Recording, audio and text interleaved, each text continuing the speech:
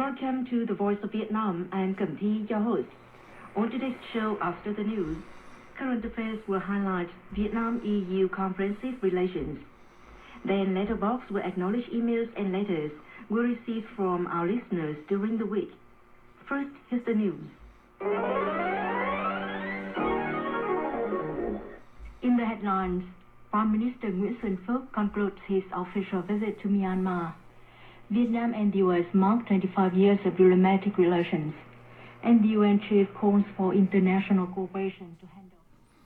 So that's Voice of Vietnam 7315, Voice of Vietnam 7315 from WHRI transmitter site. And that was on the good old Grundig from 1969. That is on the W6 LVP loop right now. So, everything looks all right. Making sure that all the rest is okay. Welcome, everybody. Nice to have you here. I hope I don't look too tired from coming back home at 4 a.m. this morning.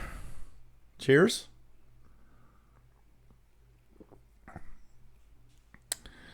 So this is the Shortwave Radio Show. We are live twice a week on Wednesday at 7 p.m. Eastern. That's 4 p.m. Pacific. That's 0 UTC. And on Friday at 3 p.m. Eastern, noon Pacific, and that's 20 UTC. And we talk about radio. Yeah. That thing that people think is dead, but it's not. It's still alive. It's still there. It's still being used by a lot of people. So it's nice to have everybody here, of course. And today we've got questions from a viewer called Gary. Send me a list of questions through email this week. And he said it'd be fun if you could talk about that in a show sometime. So we're going to go through his questions tonight. And there's a lot of the questions that are questions I think everybody at some point will ask themselves, what is this and what is that? What does that mean? And how do you do this and do that? And I think this is the place to do it and to talk about it. We, like to learn. So we'll answer Gary's question. Gary is not in the chat room in generally, but he is watching. Been watching for several months now, and he actually stumbled upon this by accident and found it so cool that somebody was doing a live show about shortwave radio because he didn't have anything like that and he didn't know that it existed. And now he finds it really cool to watch the show, learn, and see everybody in the chat room chatting away, even though he isn't in the chat. And Gary is in the state of Texas, so we'll answer the questions. Also, I will just grab my phone. That must be somewhere. My phone is right here. And just check the email quickly. Make sure that everybody's here. So, okay, we have Elizabeth that just says hello through the email. And Elizabeth is in Regina. And she says, hello, everybody. Getting ready with a green tea to watch this show. Have a great night. So it's nice to have you on board, Elizabeth, as usual. If you aren't in the chat room and want to say hi, you can actually say hi through the email at officialshortwaveradio@gmail.com. Officialshortwaveradio@gmail.com. And there you'll, of course, be able to say hello through the magic of email. A lot of people are not in the chat because a lot of people don't have Gmail accounts, but they are watching. So it's nice to have everybody here. We have a Facebook group, a great Facebook group actually, because it's really amazing. All the information there, people are posting what they're listening to, their radios, their listening posts, their shack. It's really, really a nice place to be. And the Facebook group has the same name as the channel here, which is Official SWL Channel. And of course, there's a lot of activity and it's growing fast. I mean, it's not even a month since its existence, and it's past its 300 members now, 312, something like that. So, Official SWL Channel is the name of the Facebook group.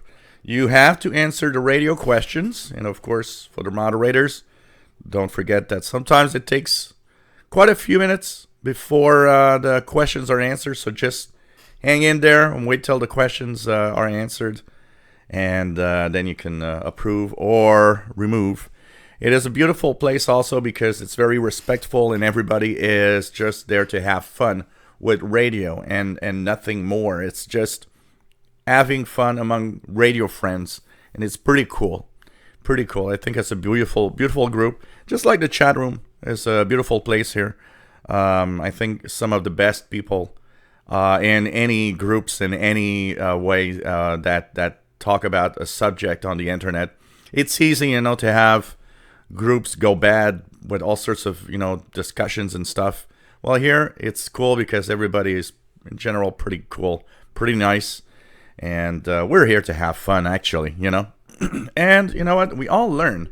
Even I learn stuff while I do the show. Some people will correct me on something.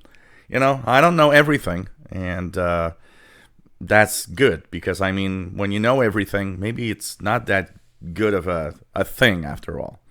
So I'm having a beer. My first beer of the night is a FMA, which is a cranberry flavored beer. And I've got two others. One is a beer of the damned and Maudit. And the other one is La Résolution, a 10% beer. So maybe we'll go through all three. I don't know. Depends on how long this show is going to be tonight. So cheers, everybody. And it's nice to have all of you over here. Talking about the chat.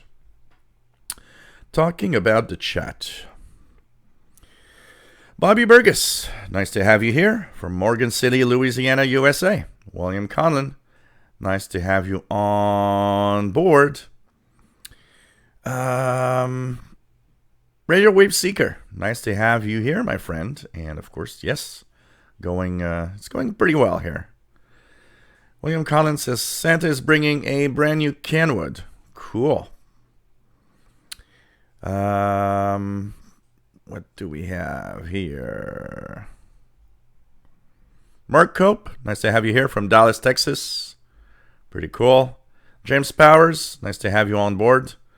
From New Hampshire, KC1ENJ. Shitty Pyro, nice to have you here. Dark Noise NL, nice to have you on board from the Netherlands. Radelva65 from New York City. Jerry DX, nice to have you on board as usual. Mark Elford, cool to have you here. And he's got a local radio group meetup in 2 hours. So it's really a radio night. Pretty cool.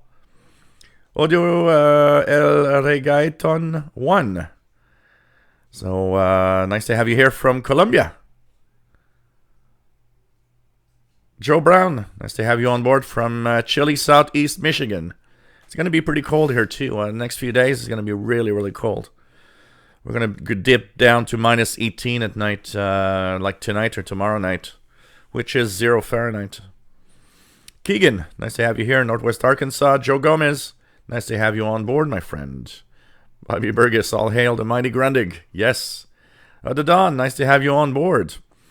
Been hearing the Cuban numbers lady playing over 9330 late at night this week. Why is that?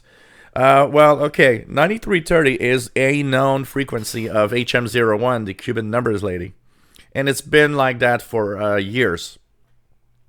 So what's happening is that, the HFCC does not register number stations.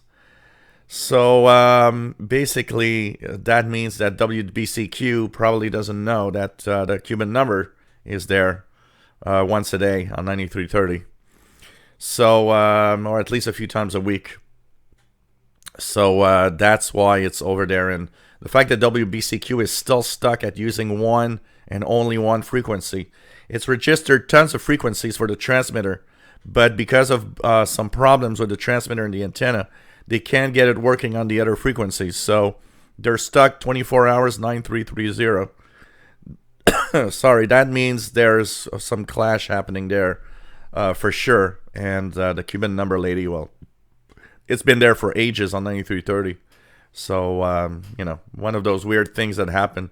Actually, I think it was Glenn Hauser at World Radio that talked about it in the last bulletin that he had.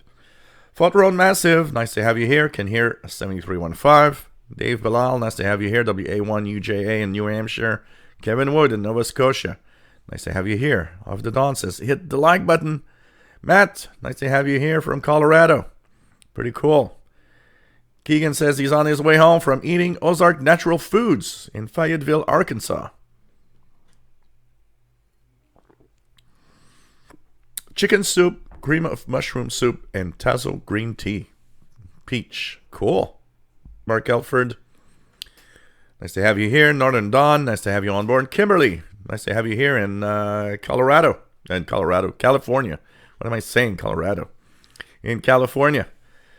So raking tons of leaves while listening to the show. Well, here we had some snow in the past 24 hours. About maybe 2 inches, which is nice. Because we were heading towards Christmas without snow, and it didn't feel like Christmas. Today, with the snow, it feels Christmassy. It feels like we are at Christmas. And I was looking at the weather, where if that weather holds up, the couple of inches that we have here are probably going to stay there. So we will have a white Christmas, after all. Sorry, guys, I have a little cold and I have a sore throat, so I might be coughing a little more than usual. What I was saying, we were talking about snow, and there was actually a report this week that came out from Environment Canada saying that in the next 50 years, white Christmases here in Montreal are going to be probably something of the past, because we are warming at a really fast pace. Actually, most of Canada is warming 2 times faster than the rest of the world, which is crazy. Frédéric F4 ECA, bonjour et bienvenue de la France. Of the dawn, yeah, tornadoes last time, so pretty good. I just got banned from Facebook for 24 hours for being awesome. There was a guy that posted, I don't remember who, but somebody posted a picture of a pirate, I think it was a pirate QSL, with nude people and a boat, and I got a warning from Facebook saying that there was a picture that was actually removed because it was not okay for the group. Rufus Newt, nice to have you on board. John McClure, nice to have you here. William Moser, nice to have you on board. A little bit under the weather. Well, I think we're 2 here because I got a sore throat and got like a little tension here, like on each side of the head. So sure sign that we're winter. That's when we get sick a little bit. Dave Todd, nice to have you on board from Niagara. Everybody saying hi to Elizabeth, Bobby Burgess, Kimberly, K6YYL. William Moser. Prasad Asaldekar, nice to have you here, Prasad from India. Always cool to have you on board. Unpopcom, nice to have you on board from South Central Pennsylvania.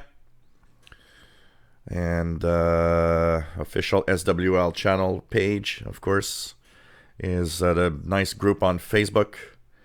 Rufus Newt says Facebook page is great. It is. I'm actually enjoying it a lot and been spending a lot of time looking at the group and looking at the postings and checking out if I hear some of the stuff that you guys are listening to.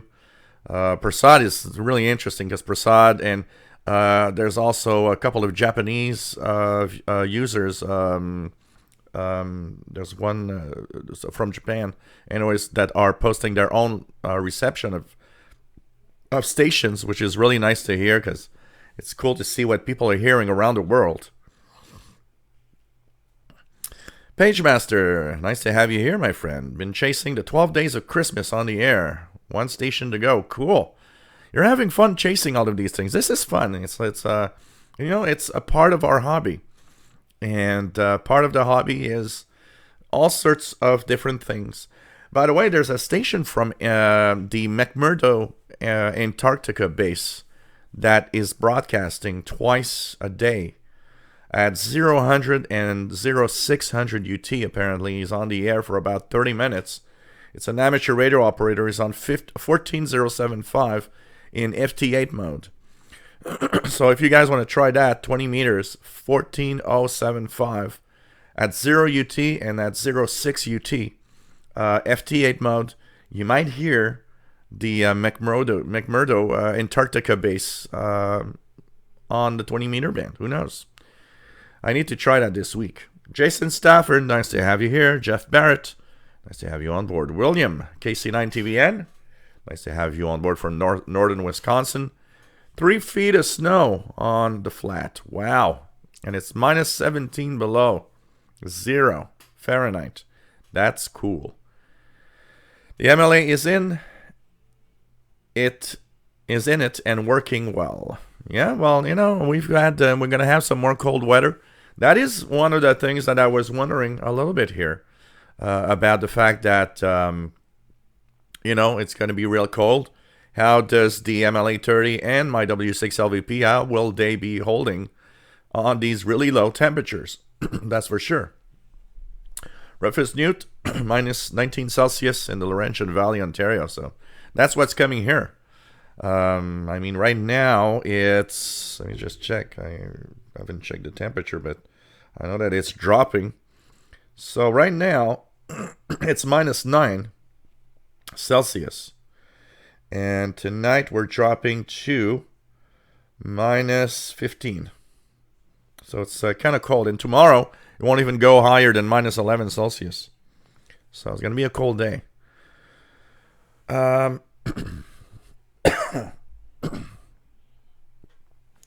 Yes, Christmas is only a week away. Absolutely. It's crazy, eh? Ron Deming, nice to have you on board from the rainy Oregon coast. Edwin Thoma, nice to have you here, Edwin. U.S. Navy retired. Nice to have you on board. Zach, nice to have you on board from Nebraska. Mark Cope, has anyone tried powering their MLA 30 with bias T on their RSP1A? I think Santa is bringing me an MLA 30, and I was thinking of trying this. Yeah, there's a few people that did it, absolutely, and they did it successfully, absolutely. Brian Penny, nice to have you on board from Cape Cod, Massachusetts, a snowy Cape Cod, Mass. Nice to have you here.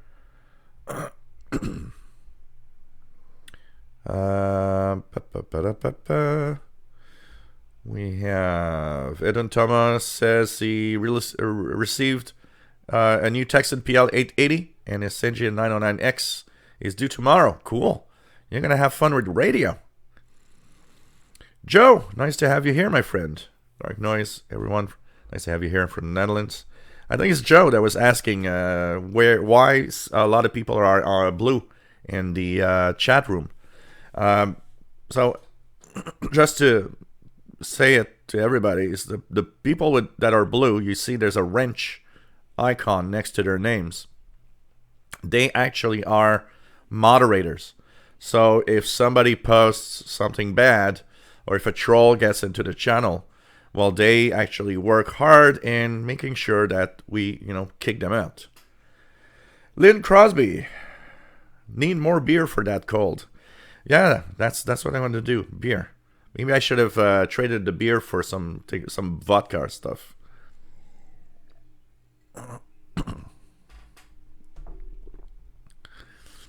Dark Noise says she'll need some shortwave soup with some medium wave herbs. I like that. I actually made soup this afternoon. I made a cream of broccoli, homemade cream of broccoli soup, which is always nice, especially when it's cold. I don't know why, warm soup when it's cold is something that I kind of like. Dave Todd, nice to have you here. And he powers his MLE30 with the bias T on the RSP2 Pro. Ernie Turner, nice to have you on board from a hot Australia. 36 Celsius yesterday, 40 on Friday. Wow, that's too hot for me. Ernie is call sign VK3DET. Nice to have you on board from, well, I guess you're on Thursday morning there.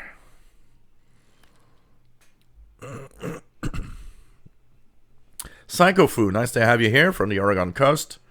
Nice to have you here, John. KJ7ISU. Jerry says, no feet of snow. Might be 40 to 50 Fahrenheit on Christmas. Wow.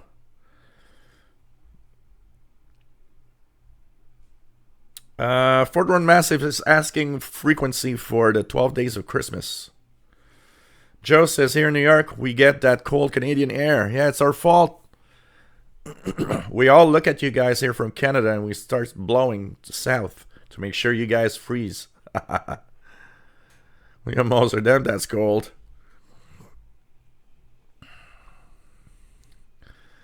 Ron Deming, nice to have you on board from and says it's a balmy 47 Fahrenheit and heavy rain. Mark Letford, nice to have you here from Houston, Texas. Pretty cool. Jerry says, shot of whiskey will warm you up. Pablo, nice to have you on board from Buenos Aires. 28 Celsius, not too bad. That's reasonable. I like that. Nice temperature to be outside with radio. Rob, nice to have you on board from Phoenix, Arizona. Chuck CP Davis, nice to have you here.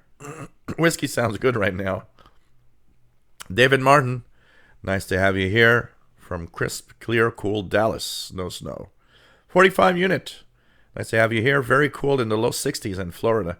I had to get out the flannel shirt. Wow. That's pretty cool for Florida. Absolutely. Absolutely. Well, I've reached the end of the chat room, which is almost a record in 22 minutes. Fort Road Massive says 50 Fahrenheit, I would guess, in the southeast of Ireland. Dark Noise says my telescopic mast broke today, right in the middle of the lowest section. It snapped while getting the antenna down. Let's hope my 6.3 meter extension mast will come in on Friday so it can be on the air soon. That's always sad when that happens. Ron Cyr, nice to have you on board from Saint-Hubert. Vince, nice to have you on board. Minnesota, 5 foot of snow. Wow, snowbanks. That is winter. That can't feel more like Christmas, honestly, eh? 0.1 degrees Fahrenheit. Wow. W0/G7NQN. Jonesy, nice to have you here from North Central Missouri. KC0OUF. Northern Dawn says, just looked up McMurdo Station on PSK Reporter. Seems to be being DX'd in a few places. So that means it would be active right now because 0UT is happening now. He's about 30-minute-ish. So I should have... I didn't think about it. I'm going to actually do this. I will actually... Man, I put this spot in the wrong place there. I put one of the spots... I'm going to WSJT software. I'm going to put myself on 14075 USB wide. And I will look at...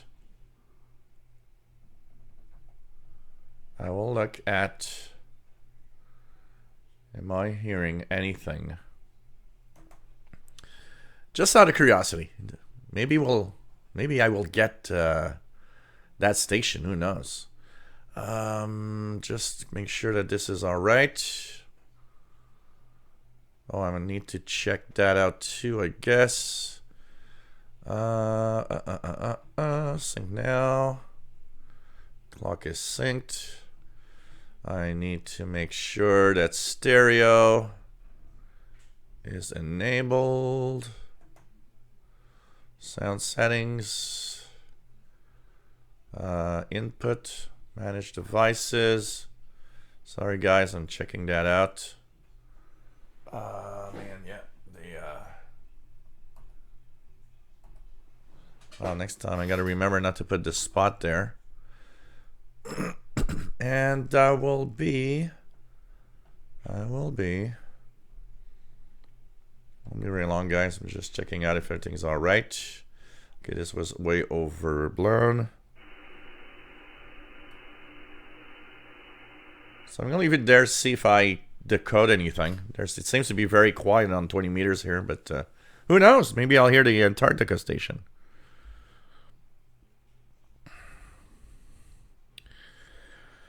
Rufus Newt says, are there utility channels on and how do we receive them? It's part of the questions we are going through, so I will... Let's take a pause. I'm at pretty much catch up with most people here. Before we start, I want to mention two things. Next week is Christmas Eve and Christmas. So on Wednesday will be Christmas. And the week after will be New Year's. So two stations. I'm looking at the stations there. There's a station from Argentina that I just got. LU5DT. So if Argentina's there, I got a shot at a possible Antarctica. Who knows? So LU5DT is on 20 meters. Kind of nice. He's calling CQ actually from GF01. Yeah, LU5. That's the Argentina, right? I'm just gonna make sure that I'm not saying what I don't want to say. So I'm on 14074 FT8 mode. And QRZ.com. So on QRZ.com.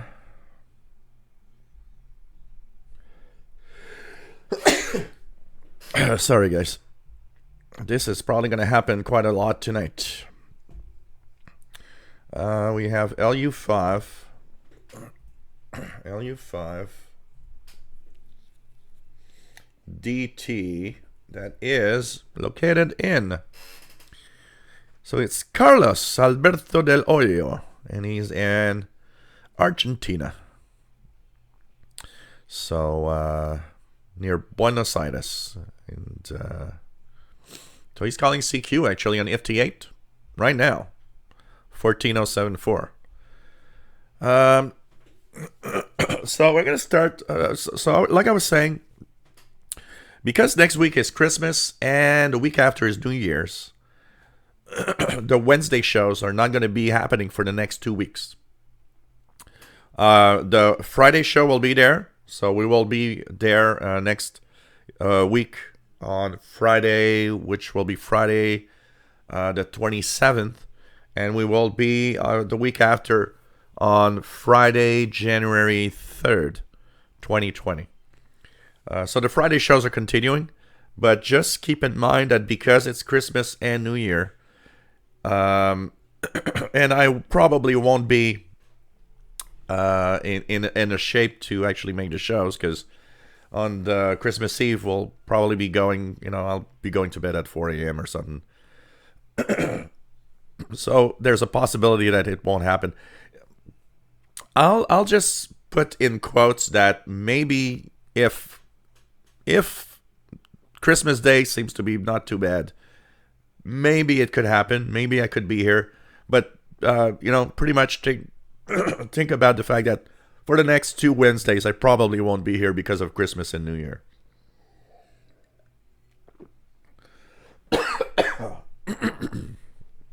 Wow. Sorry, guys, if I'm coughing. Radio Wave Seeker. Nice to have you here. Yeah, I like this sweater. It's pretty cool. Someday soon, please do a show about what it's like living in your beautiful city and what it's like living in Canada. Yeah, we could talk a little bit about that at some point.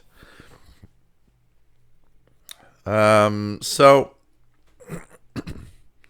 Kimberly says, not snow, but does 2 feet of leaves count for anything? Oh, man. Yep, winter solstice is very near. That absolutely, Ron Deming. Larry Weaver, you received CHU 7850? Because I don't know if they're back on that frequency. So, Rufus, there's a lot of utility stuff. Because utility stations, if you remove the amateur radio bands, if you remove the international broadcast bands, the rest of the spectrum on shortwave is pretty much all utility stations. So there's a lot of stuff in between these frequency ranges.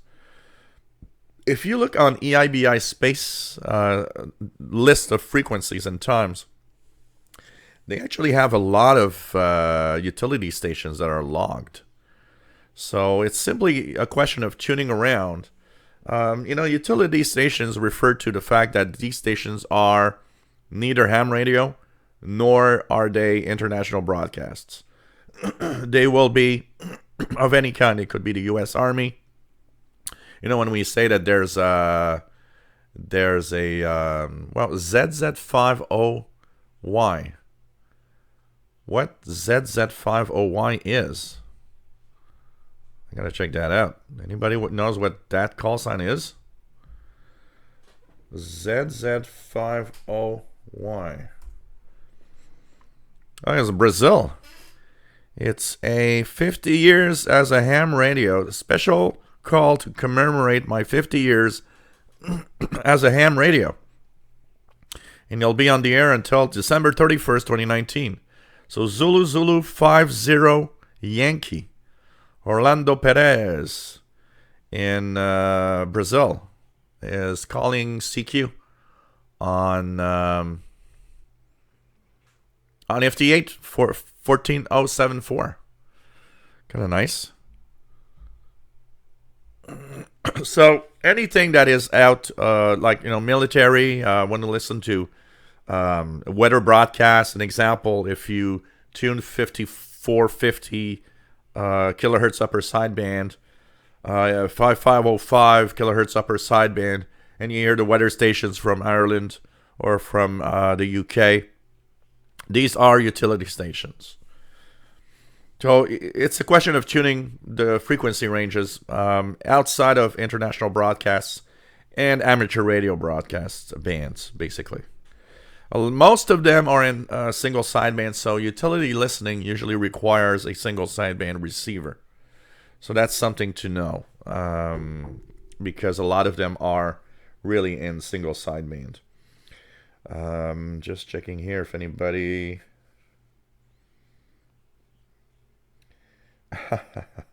Kimberly's just sent a series of pictures of Peachy the cat in the leaves. That's nice. Let's see if this one is nice.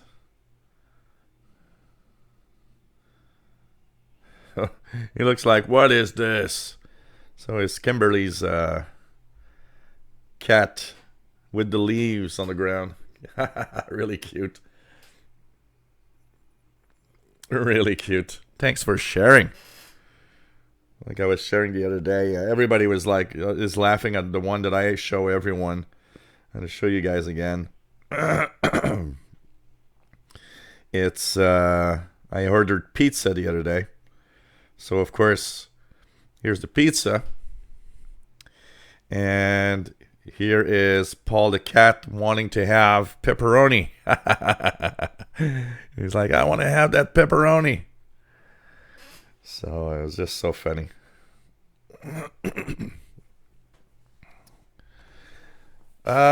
So what else do we have?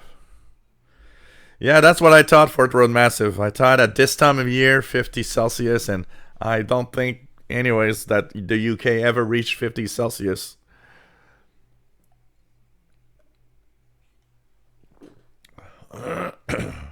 Chuck C.P. Davis, the winter solstice is the true meaning of all the holidays this time of year.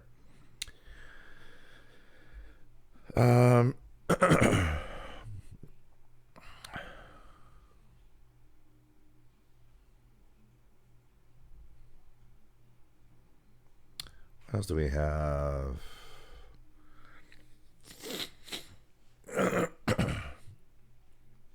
Radio Wave Seeker says, I loved when you covered the emotions of a person in North America caught up in the spat between US and Russia. I am curious how much different we all are. You know, every country has a difference in the way that we're the same and we're not the same at the same time. And I mean, U.S. and Canada are two neighbors, and you know, we are, of course, obviously sharing a lot in common. But at the same time, we also have, you know, our differences. You know, it's and that's okay. I mean, every country has its unique way of seeing things, and you know, it was kind of a crazy time, also. You know, Mike Jam, nice to have you here. Check CP Davis trying to hear Antarctica, didn't hear nothing. Zulu 50 Yankee still calling CQ. Anybody wants to have contact, 20 meters. So I got Brazil and Argentina. There's not a lot of activity up here. I'm really not getting a lot of activity, honestly. Andy Coley, nice to have you on board from the UK. 2E0REE.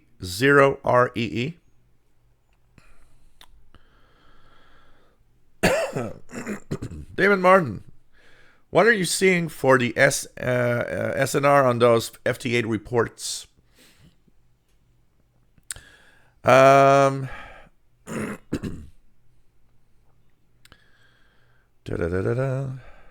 have a little difficulty to do the interpretation of all that information. It doesn't give a lot of details here. dB minus, so I got dB. So anybody using FT8, okay, in that window we see UTC, so that's the time in universal. Then you see dB and DT. Is that the noise ratio, the signal to noise ratio? Then you got the frequency offset, and which I understand. So, for example, 1108 means that actually the real frequency is 14075 108. But is that signal to noise ratio, dB and dt? So I've got, for example, for the Argentina was minus 16 and 0.03, or 0.3, sorry. So I don't know exactly what it means. If it's new, it says 14074 faint, but I can hear it. Yeah, Page Master, KC4 USV tanks. I was trying to find the call sign. So, Kilo Charlie 4, Uniform Sierra Victor is the McMurdo station call sign. If you actually receive KC4 USV, you actually are hearing McMurdo. I'll try to remember and try every night around 0 UTC. Now there's a station from Venezuela, YV5MBI also. Lots of South Americans. It's pretty much what we're hearing is the South Americans. Mike Jam says, Merry Christmas to all those who celebrate. Check CP Davis. Want to take my radio outside to get away from the house noise, but it's too cold. Yeah, that's the winter for you. ERRT radio. We got snow and it is very cold. Nice to have you here. Take care, Keegan. Jerry DX been sick all day. Stayed in bed next to his R30. Well, that's, you know, that's what I do. That's what I often do with the that's what I often do with the when you know, I get sick sometimes or something. He's like, just, you know, lie down with radio. It's either lie down with radio or I lie down and watch Netflix stuff. Zachary, sometimes when I get stoned, I see things that I can imagine are what it must be like to be a radio signal. Wow, okay.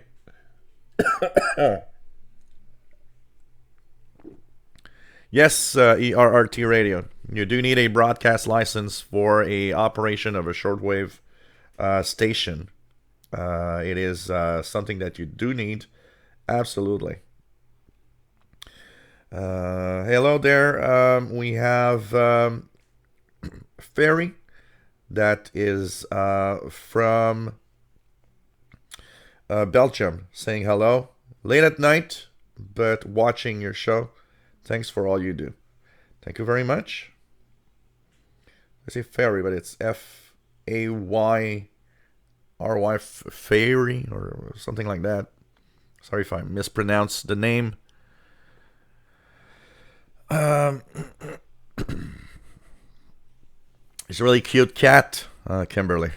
Dark Noise, Joe, have you seen the big signal of the over the horizon radar around 40 meters? Seems the Russians feel they have to secure airspace again. I see one very often just below 40 meters, around 68, 50. Very wide band. Have they been doing it in the 40-meter band, or it's mostly around it? Fast Load, nice to have you here, my friend from Montreal. Pretty cool to have you here. Roberto Rojas, nice to have you on board, my friend. David Martin says, I finally installed and configured FLDG, COM, Zero Com, Virtual Com port, and VB Audio Virtual Cable software. And says FLDG and SDR Uno are talking to each other. Decoded 80 meter strong CW, 88 words per minute. Cool.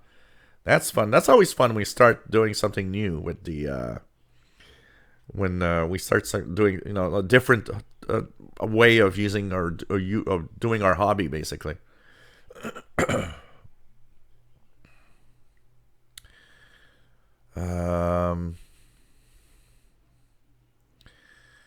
Edwin Thomas has recently purchased a Grundig Satellite 700. What's your opinion?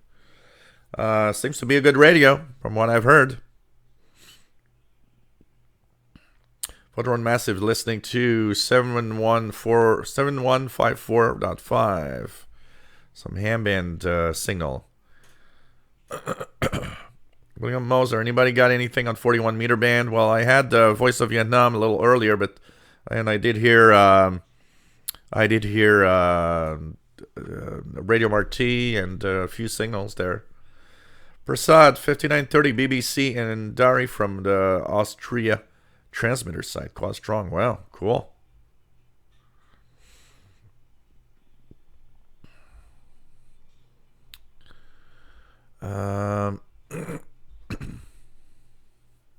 What else do we have?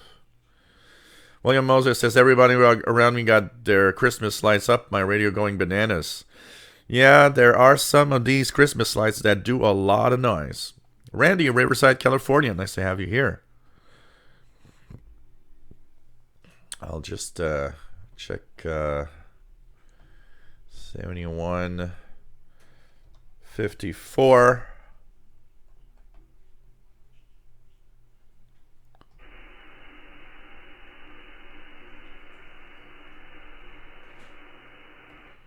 Don't have anything right now on the frequency.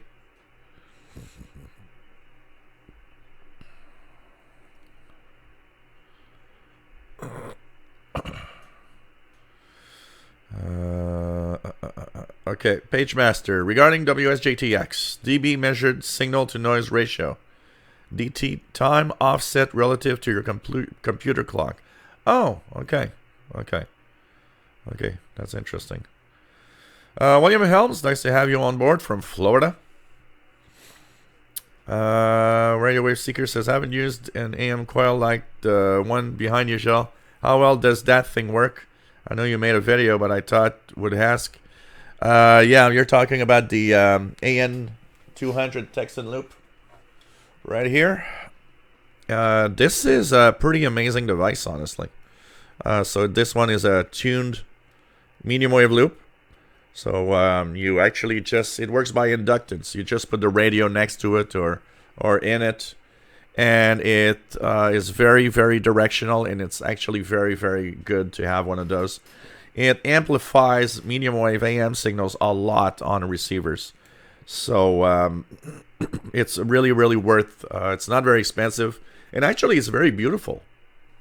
It's almost a work of art. It's really very beautiful. Actually, the guy who designed this probably thought, it might as well be a nice, beautiful loop. It's really, really nice. And I got to say, I'm very happy to have it. And when I bring out my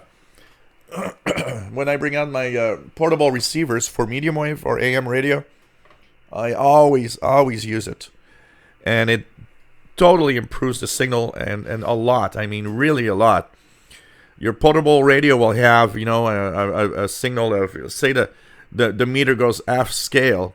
You put that loop next to it, you tune it to the frequency you are listening to, and you see the signal jump real high. It's really, really nice. Totally worth it. It's a passive loop, so it doesn't have batteries. It is really passive. No batteries needed. It just tunes. And so the Texan AN200 is the name. Texan AN200, and it's I don't even remember how much I paid for, but it's not very expensive. $20-$30, something like that. I purchased one because a lot of people were asking me, what do you think of the loop? What do you think of the loop? Well, let's just buy one. And I honestly, I've been extremely impressed with it. And it's so directional that you can actually null out the station and try to get the other stations on the same frequency. It's really, really cool.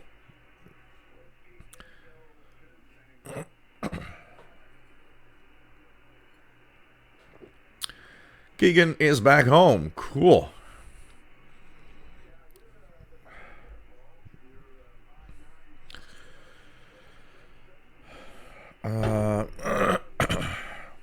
Bobby Burgess, speaking of antennas, got an Inmarsat receiving antenna day before yesterday. Cool. Have you started using it? Really nice. Mickey Delmich, nice to have you here, my friend. Busy with family, so will not be around Friday. Merry Christmas and Happy New Year. Pretty cool. You missed a nice CIDX Christmas dinner yesterday. It was really cool. Had a lot of fun.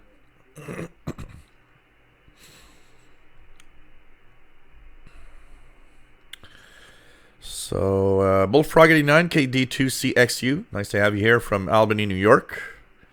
And he aced his presentation for English. Cool. Feeling confident about the anatomy exam. So, pretty cool. Be leaving early tonight for my online law exam. And my counseling exams in the morning. Cool. David Snyder, nice to have you on board from Staten Island, New York. 5920. Loud on his SDR Play RSP1A. Pretty nice. Pretty nice.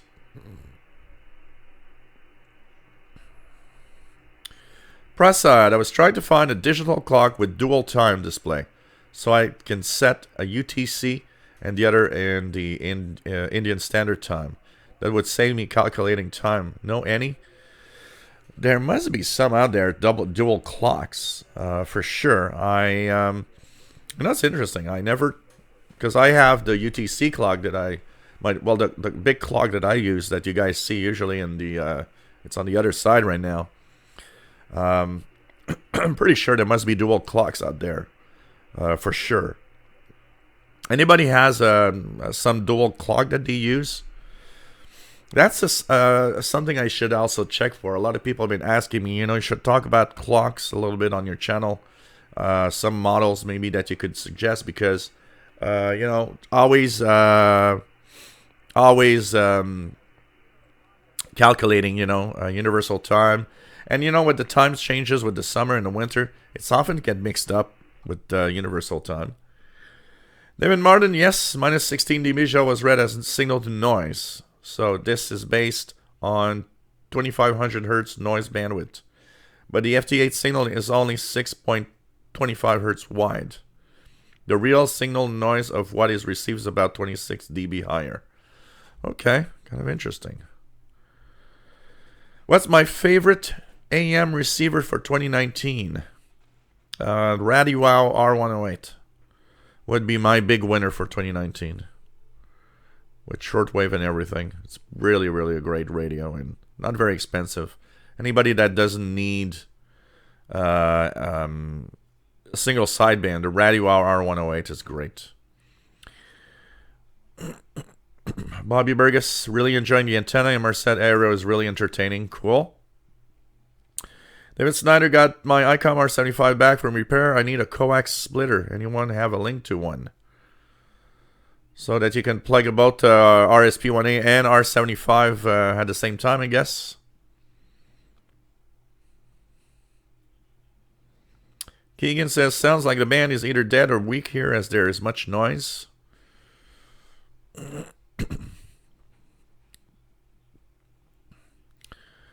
David Snyder, yes, I could use dual clock for UTC time.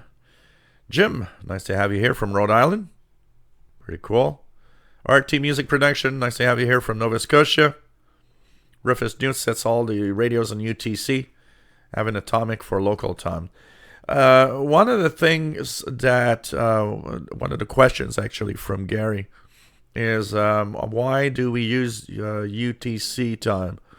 And how do we know what it is UTC time in our area? So we use UTC time, which is called Universal Time, for a very simple reason. It's sometimes referred to Greenwich Mean Time, GMT, which is the same thing.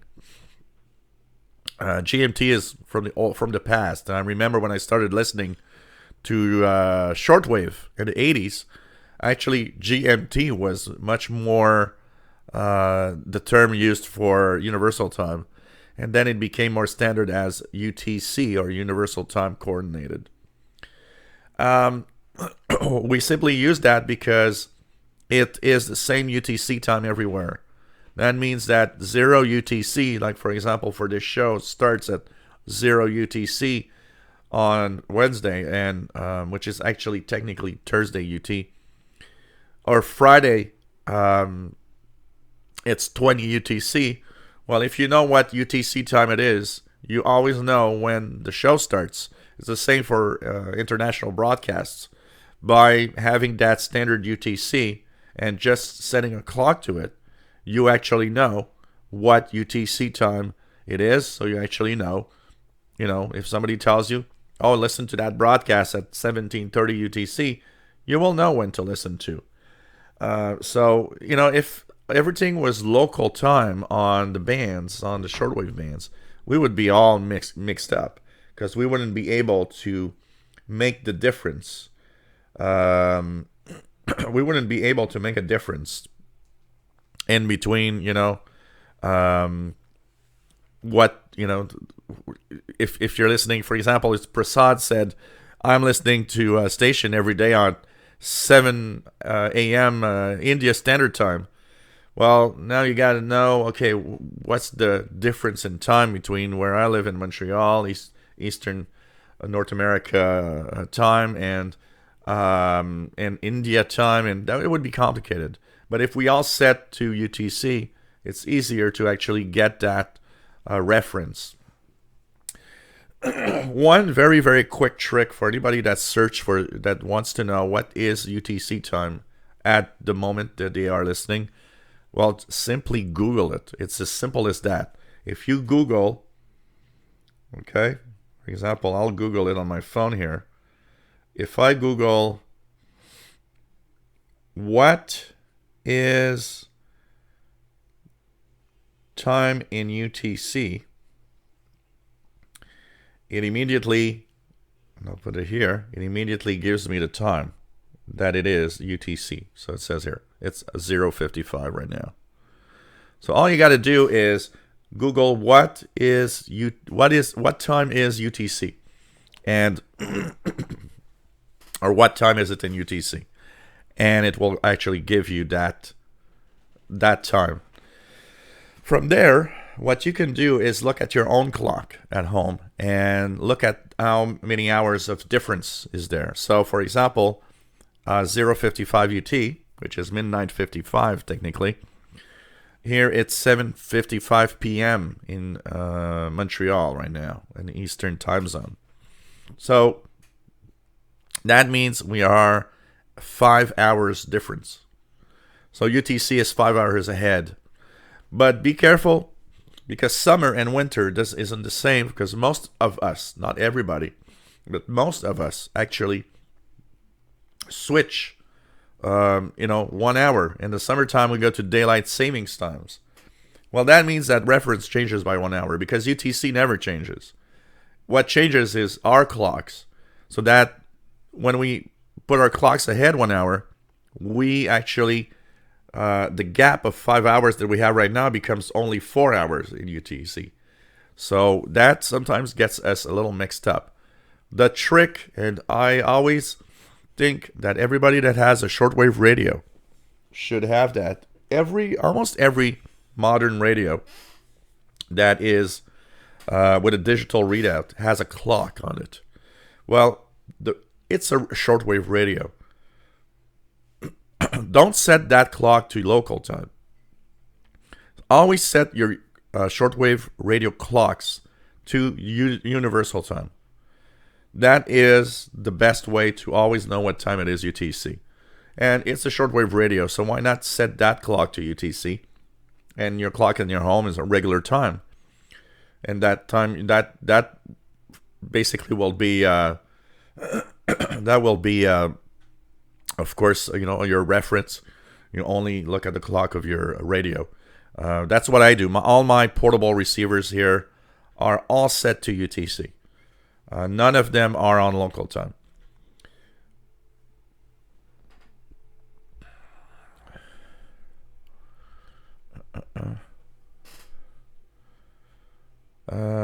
What else do we have? Andy Coley clock. Look on eBay. Yeah, I'm sure on eBay there must be some clocks for sure. William KC9TVN says MFJ Enterprises has lots of hammer clocks online. They do sell a lot of clocks. I remember MFJ having many clocks, including some really huge clocks. So, kind of nice. Amazon probably has a lot of clocks also.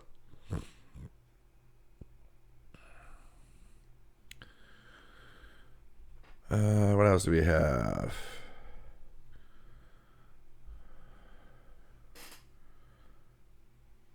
Northern Dawn says, I use my G-Shock for different times. They've taught you can set UTC and SDR Uno. So it appears, if you have an SDR, like SDR Uno, lets you display time in UTC if you want. If you have a computer, most computers let you display more than one clock in the computer itself. You can actually have local time and tell your computer you also want to have displayed universal time. Dark Noise says, I see the PL600 is being offered very cheap. You mentioned one, that there were problems with it. Any tweaks that can be done to get it in the range of the PL660? Yeah, there's a couple of mods that are available online. If you type PL600 mods, you will see that there are a few modifications that you can actually have. The biggest complaint of the PL600 is the harsh audio that it has. Well, one of the mods is, I believe it's just changing or adding a resistor, and it actually totally changes the audio. And there's another tweak about the single sideband. Single sideband on the PL600 is a little wobbly sometimes. It kind of has a treble in it when you listen to some signals that are strong. There's also a mod there to help it out and make it better. So there are a few that you can do.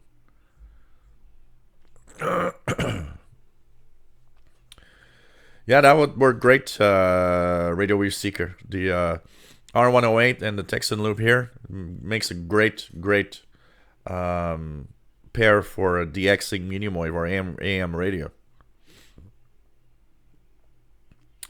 Bullfrog 89 MFJ is a clock set available on Amazon and eBay. Too much in my opinion, $76 US. That's expensive for a clock, I gotta say.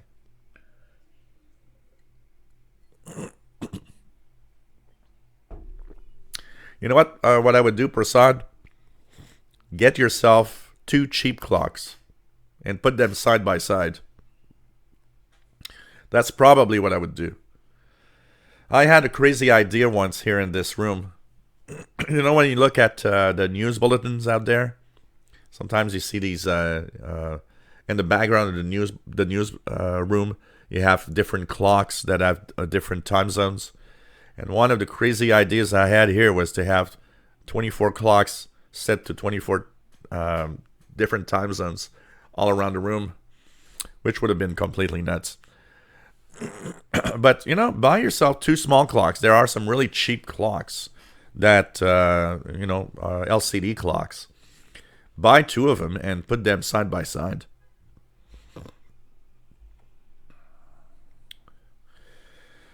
Bullfrog says, was up to me, everyone would use UTC time. Yeah, Zulu. Absolutely. Zulu is another way of calling UTC. That's why sometimes in utility stations you might see I don't know, you would see a bulletin in the digital decode, for example, and it would say next bulletin at 0130, and there's a Z next to that number. Well, that's Zulu. It's the same as UTC. That means next bulletin at 0130 UTC. Rodrigo Galter, nice to have you on board. As National Radio 6180 from Brazil, and 11780 with new broadcast time from 11 to 03. Cool. Nice to have you on board. David Snyder, yep, 5920 is WHRI. Always pretty strong, that one.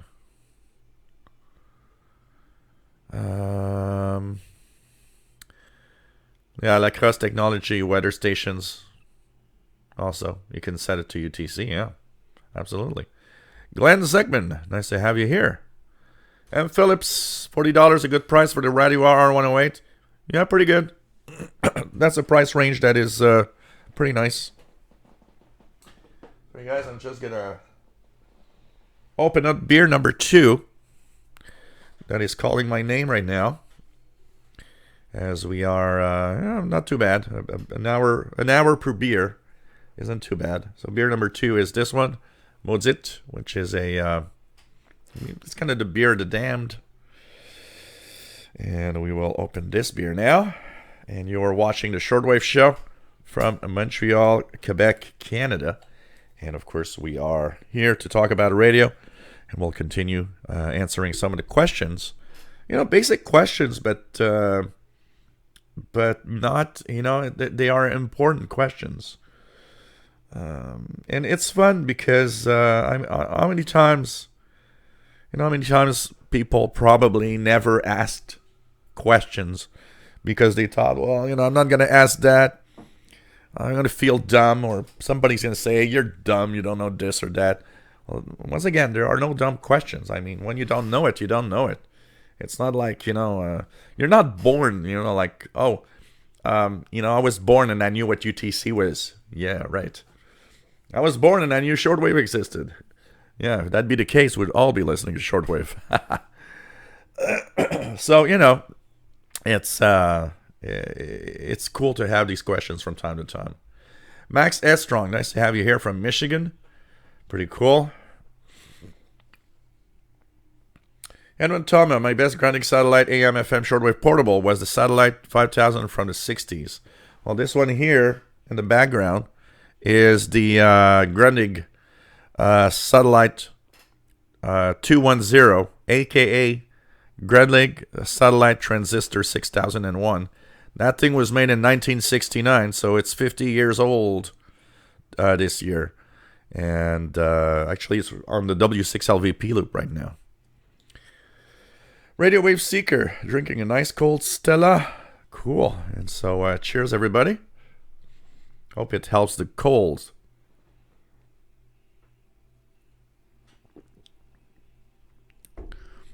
William Helms says, if your radio has a clock, set it to UTC.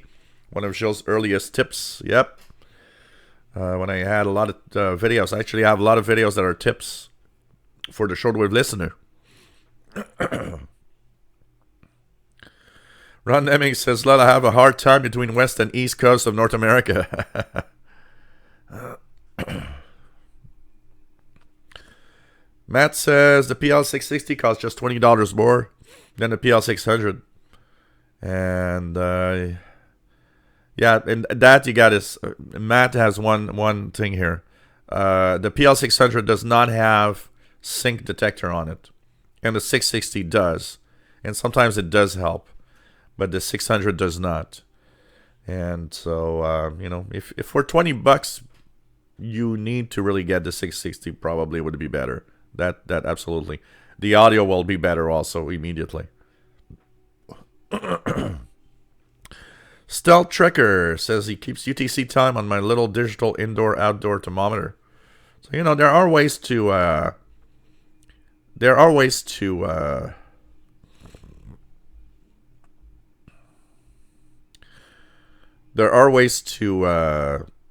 keep UTC all the time. I mean, you can ask your Google Assistant. You can, you could say here, for example, I could go here and say, so that's ringtone. If I just go here, I could just, you use your assistant on any phone. I probably could just ask it. Sorry, guys. Having a hard time with my my throat. So, what the hell is this? I need to, so you could ask your Google Assistant, you can ask your Amazon Assistant, you can ask Siri, and you'll have that information also. If you have all of that available, it's easy to do it, So here is it. What time is it in UTC?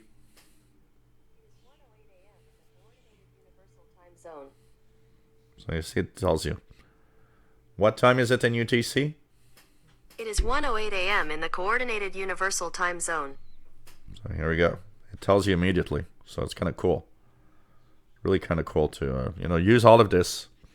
We have all the tools today that makes it easier to actually get... I'm going to try again. So PageMaster says KC4 USV from McMurdo is there. I will go and try to decode it. I'll see if I can hear McMurdo. So 14075 is the frequency he's usually using. 0UT is being reported. We'll see if we hear it.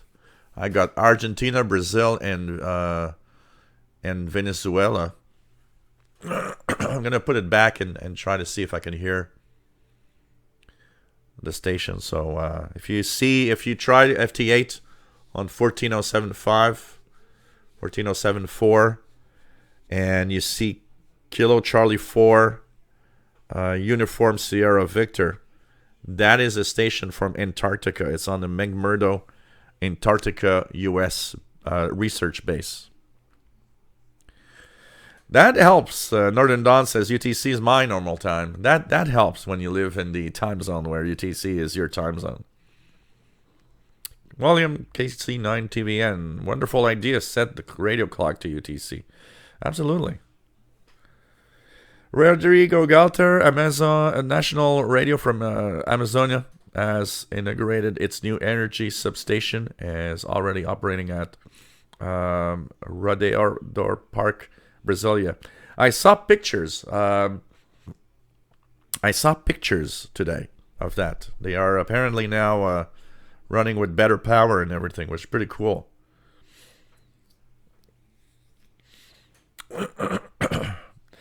Yes, ERRT. You can use an app for UTC clock on the phone. The problem is that we got always to remember one thing, is that we don't all have a phone.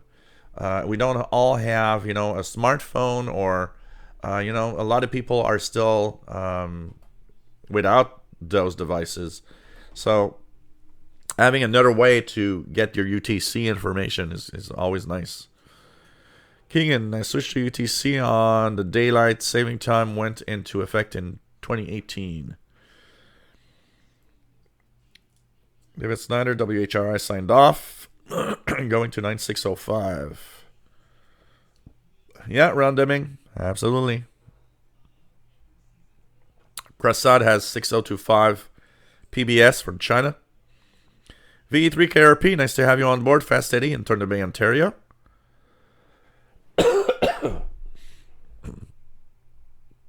A clock with Nixie tubes. Take care, Ron Deming. Merry Christmas. Gilles Neveu, nice to have you here in Port Arthur, Texas. Eat food with cayenne pepper during winter. Stops any bug. That's what we need to do. Eat spicy foods.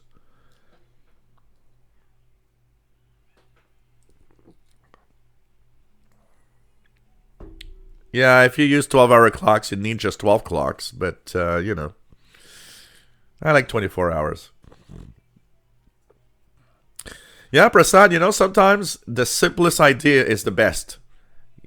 Rather than expensive dual clock, why not buy 2 cheap clocks, put them side by side. One is on UTC, one on local. That fixes the problem.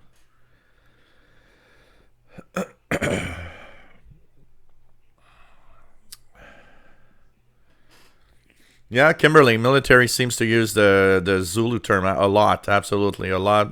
A lot of military. I've also seen a lot of the utility stations still give their time in Zulu. It's kind of interesting. Even you know, if you listen to Gander Radio, I believe, will say, oh, it's 0204 Zulu or something. Still some activity on 14074. I'm not getting McMurdo, but I am getting that Brazilian guy, Zulu 50 Yankee, on FT8. Shirley, nice to have you here. Snow flurries in south central Pennsylvania. I'm ready for spring already. Of the dawn, my teachers always got mad at me for asking questions. Yeah, well, those are bad teachers. Depends what you mean by operator's license. You mean an amateur radio license, or you mean really for a broadcast license for a radio station, ERRT radio. Current Patch DX, nice to have you on board. And says, enjoy the beer. I had one of those this fall when I was in Winnipeg. Cool. Rufus Newt says, why I always ask questions. No such thing as a dumb question. Absolutely. You don't know it. You don't know it. That's it. Keegan, band conditions are improving. Bobby Burgess, you're born with a blank mind. Absolutely. And all the beliefs and all the things that you know are, you know, you're not born with them. Somebody told you. Somebody gave you that, you know, sense. David Snyder, 4840 WWCR.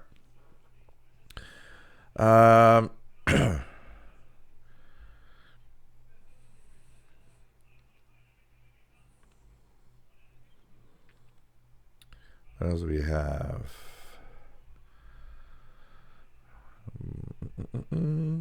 Mark Elford says, just put in an ad to Facebook. Cool. Cool. Remember, Facebook group is a nice group. A lot of people posting there. Let's check out here. So we've got some people joining in. Always nice. So, Mark Elford. Yes, here we are. Approved. Larry Stevens. Approved. Here we go. We've just bumped up a little more on the Facebook group. We are now at 314 members. So official SWL channel is the Facebook group. And it's really nice. Post your radios. Post what you're listening to. It's always fun. What is YF5? Is that Venezuela? YF5? Wow, I'm gonna check that. YF5 TKN. Oh man. If you guys want a DX, there's a Indonesia guy. FT8 on 14074. Yankee Foxtrot 5 Tango Kilo November. And he's on FT8 right now. He's just had a contact with Zulu Zulu 50 Yankee. So if you guys want to check that out, Indonesia is FT8 on 20 meters. Wow, I'm totally surprised by this.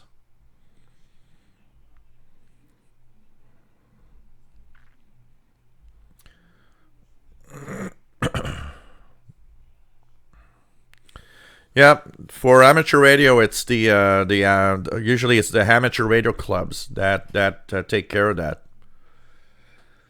That's why I actually use the Bullfrog. That's why I actually use the app, and I clicked on the microphone because I knew that if I'd say that word, it would actually have all the devices start.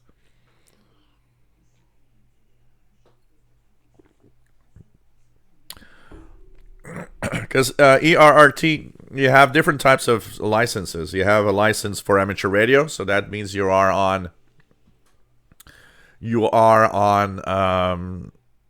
the amateur radio bands, chit chat with other AMs and so on. For broadcasting of a shortwave station, for example, you would have to you need to apply to the for example, in the United States, you would need to apply for a broadcast license through the FCC, and these cost an enormous amount of money. Here in Canada, it costs hundreds of thousands of dollars. Just, you're not even on the air yet, just to get the possibility of being approved for a radio station. Prasada 6115, Radio Nikkei in Japanese. Cool. You're getting really, really a lot of stuff we don't get here in North America, Prasad. It's crazy.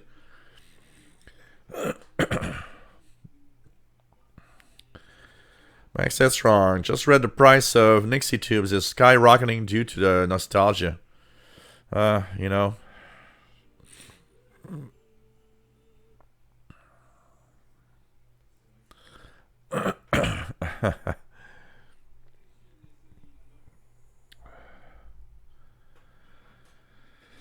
What else do we have?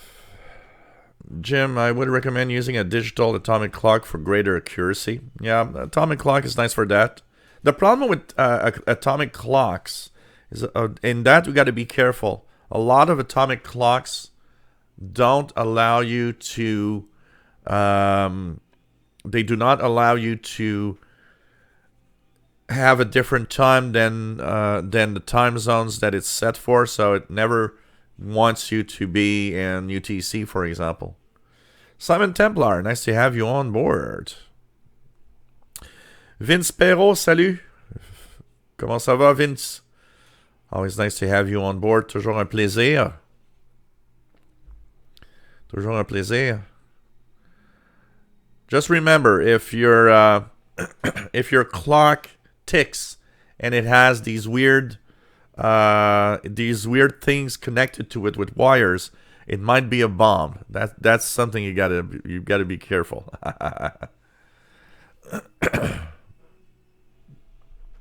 Oh yeah, absolutely, Rufus New. That's what I do. Honestly, most of the time it's in my head. You get used to the UTC stuff, and I rarely look at my clock for what UTC it is, honestly, because after a while you always know what's the difference. YC1PZ, what's that? Is that Yankee Charlie 1? What's that? Yankee Charlie 1 Papa Zulu, also Indonesia. So there's opening to Indonesia, guys. 2 stations on 20 meter FT8. I'm on 14074 with WJSTX. And I got in the last 10 minutes, 5 minutes, Yankee Foxtrot 5, Tango Kilo November, and Yankee Charlie 1, Papa Zulu, that are from Indonesia. And now there's a JH3 IEG. And there's even a Japanese stations. There's even a Japanese station. Juliet Hotel 3, India Echo Golf. That is interesting. It seems that there's an opening to the Pacific and Asia area. Really nice. Really nice. Samuel Peterson, nice to have you on board from New Mexico. Bullfrog says, I wasn't going to share, but it may relax some people that want to ask a question but are hesitant. I've been a ham since 2012 and I never thought of setting my portable radio clock to GMT.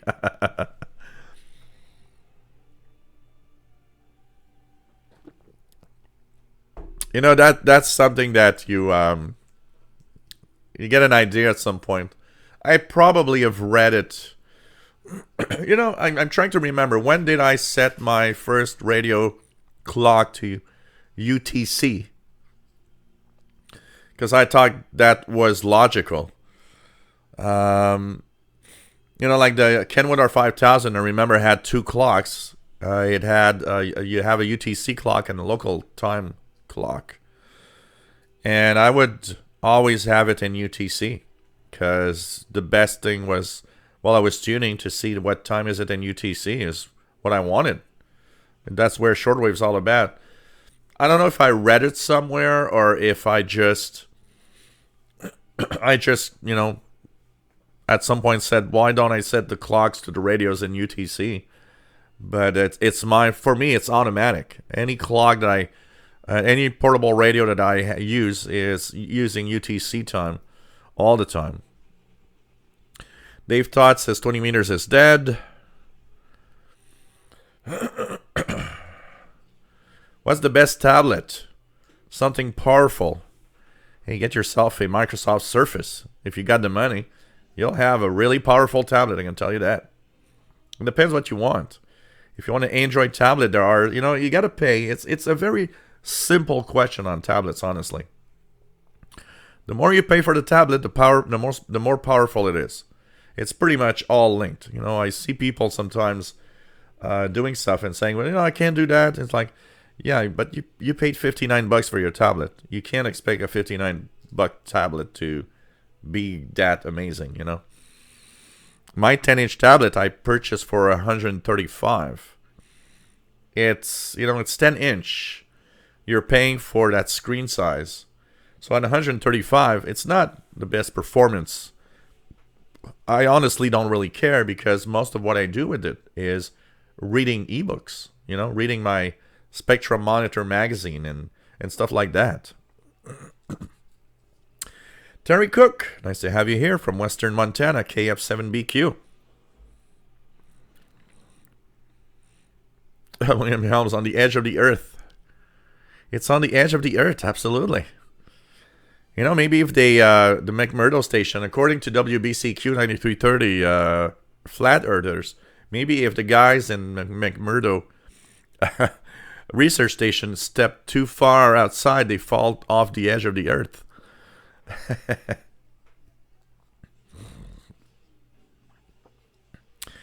DD, nice to have you on board from Texas. Great show. What's a good shortwave schedule app? For Android, one of the great ones is Skywave Schedules. Skywave Schedules, which is this one here. This is a very, very nice app. and you can actually search for frequency. So for example, if I type 9330 on air now, done, and search, so it gives you WBCQ the planet here on the title page, and I can click on it, have more details of the power used, at what in what direction it's actually broadcasting. You can actually check out on the map. So for example, I search here WBCQ. It will actually give you the details even on the map of where the broadcast is coming from on the map. So it's really cool. It's really, really well done. It's one of the best apps. You can actually click listen and use an SDR online, and it's going to actually connect you with the frequency to listen to it. You have a logbook. You can set your favorites. It's really, really a cool app. Skywave Schedules for Android is the best. Honestly.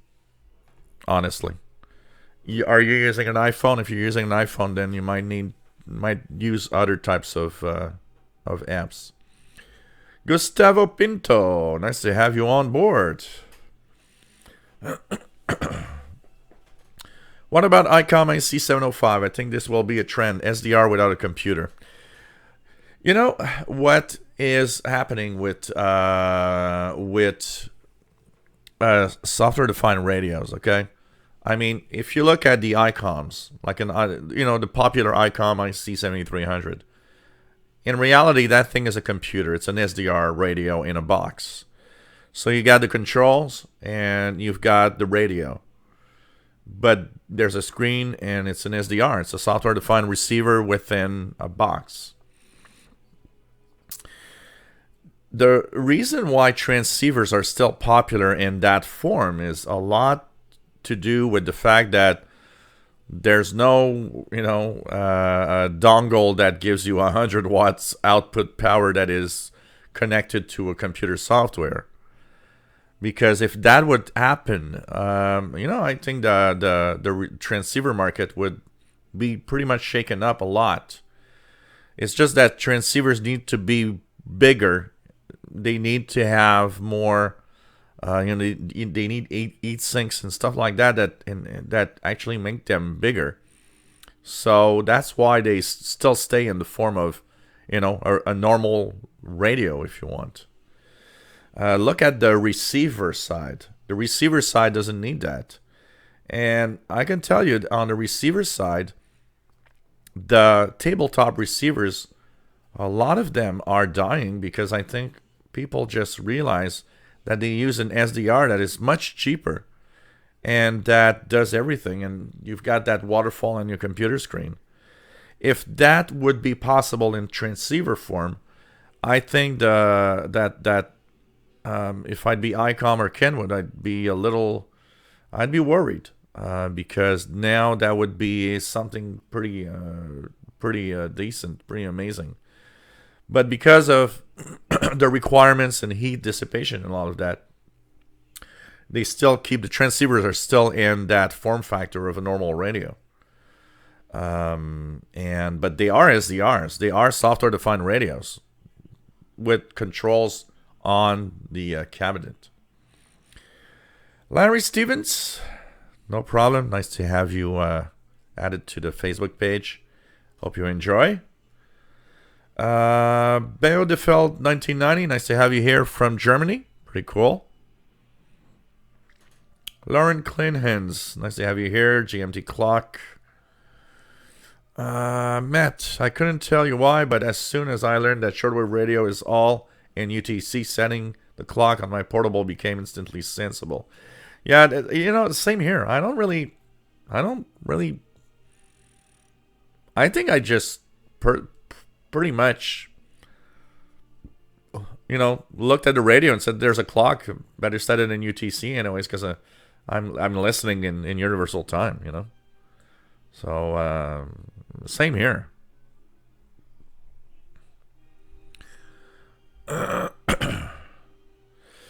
Okay, let's check it out.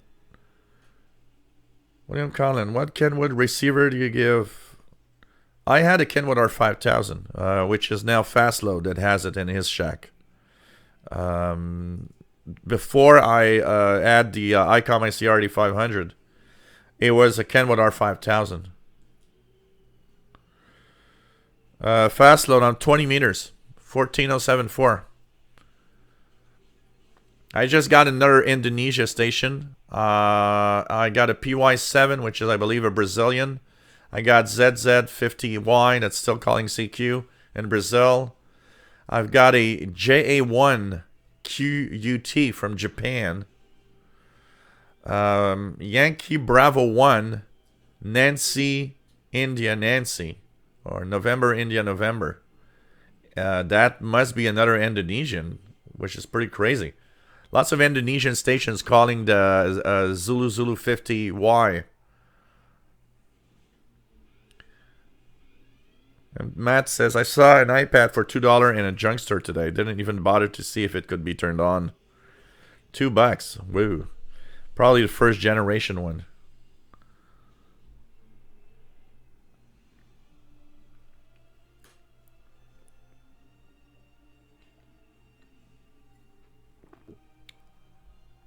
William Moser.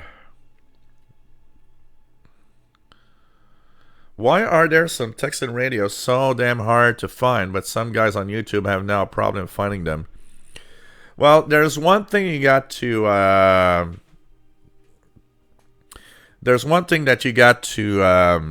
know is that there are some Texan receivers that over time get discontinued. So there's older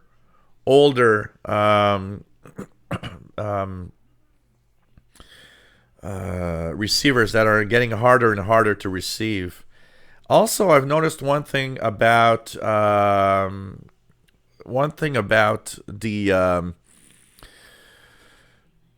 different markets around the world. I've noticed that depending on where you live, it's not always as easy to receive certain type of receivers. And an example of that, it took a long time before the XH Data D808 was could be found here in Canada at a decent price. Everybody, like people in Europe, or there are people telling me, oh, the XH Data, only $70 or $80, and they were telling me that, and it was like, yeah, but when I look here, the lowest price I could see is $200, which is crazy. And it seems that different Chinese radios are not all available in the same markets all the time. It's really weird. Yeah, I have to check that one out, Keegan. The dxworld.com. I'm going to check it out because it has a lot of loggings of utilities and shortwave and all sorts of logs. I'll be checking that, Keegan. David Snyder, I have Skywave schedules on my Samsung phone. Thanks, Joe. Forgot about it. It's a great, great app. It's really, really, the first versions were not that fantastic, but now I got to say, Skywave schedule app is amazing. I need to do a video and talk about it again. Cool, DD. Levy Nathan. David Martin, I do see faint line on Wonderfall at 14074. Can hear a little of the FT8 warble, which is actually Gaussian smooth between encoded frequencies. They've taught, I hear a lot of hams running flex radio now. Kimberly says, David Martin says, guess I need to install WSJTX next. Yeah, absolutely. Make sure your computer clock is set to a precise time, the most precise time you can actually get. Honestly, I go into Windows settings and I say, I go to the Windows settings and I just say, synchronize, and it's good enough that it works with WSJTX. But make sure that you do, because if your clock is 20 or 30 seconds off, you will not decode anything on WSJT. It is the time is part of the way that FT8 works. Kimberly says Kenwood recently discontinued the Kenwood TS480. It is one of the radios I own. Gustavo Pinto, cool. Matt, are we on FT8? If so, I can start calling. Which band? 20 meters here. I'm on 20 meters here. We can try 40 meters if you want, Matt, and see if I can catch you also. Dave Freeman, nice to have you on board from Monroe, New York. Are you still going to add a radio online remotely so we can tune Montreal radio? What's going on with CFQR 600? Are they still going to be a talk station? So, yes, you know what? You just reminded me that that should be my priority tomorrow. To set up my ICOM ICRD 500 for everybody to tune. I mean, I got a tower, an HP tower with Windows 10 that is totally unused. And you know what? That could be just turned on. I could put the W6LVP loop on the ICOM and put it on global tuners. So you know what? That will be my holiday project. In the next 2 weeks, expect my ICOM to be online. I promise I will do this. Even Sheldon was telling me, you should really put that radio online. There's nothing in Montreal. There's almost nothing in Quebec that you can tune shortwave online. You would be the first. You should actually do it, and I really need to do it, absolutely. So I will do it, Dave. As for CFQR 600 and the 940 stations, because they are both, the other one, CFNV, I believe, is the call sign of 940. So they were both off because when we had a big windstorm, there were damages to the transmitter. And actually, we talked about it. I did talk about it at the International Radar Report on Sunday morning. So what's happening is that they're waiting for repairs and need parts, and that they should be back on the air early January. And they are expecting, now that we can't take for granted, but they are expecting that they actually are going to be having some talk news station stuff in February of 2020. Problem is, they already had said that in the past and didn't actually accomplish anything. So let's hope that that it eventually comes to something like that. And well, more new members of the Shortwave group. It's pretty cool. Nice to see it grow, and nice to see everybody here. Yeah, I'm doing it. Watched you and me on the live show. Yeah, I was looking at my phone. So it's pretty cool. I mean, nice to have everybody on the Facebook group. Once again, on the Facebook group, just enjoy, and basically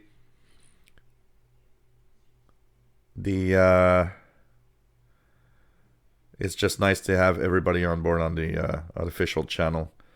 So, post your radios, your logs, everything that you do. It's really nice to share everything. And as we continue growing this group, where we're going to be, it's an extension of this, honestly. Yeah, David Snyder, 5085 is WTWW, Lebanon, Tennessee. Somebody was laughing the other day because I was... so tonight, I think tonight they're going to have Am Nation starting at 9 p.m. But most nights they are playing music, and you can go to WTWW.us and actually ask for the songs that you want to play. And they have a request page. And I actually go on the page and I always request songs. And the name that I use is Official SWL Channel YouTube. And somebody the other day posted the picture of the page because he went to do some requests, and he said, Official SWL Channel, wonder who that is. I thought it was a good idea because I thought if a lot of people go and do requests and they don't know I exist, they're going to see it there, you know? And of course, you get your music requests. Prasad, 6160 with nice Christmas music and not listed. That's interesting. Larry Nathan, nice to have you on board. Says if you have a problem to find the Texan model, search in the Texan Australia. Yeah, you can check Texan Australia and buy them online from there. Nice to have you here, Larry Nathan from Israel, 4Z1008 SWL.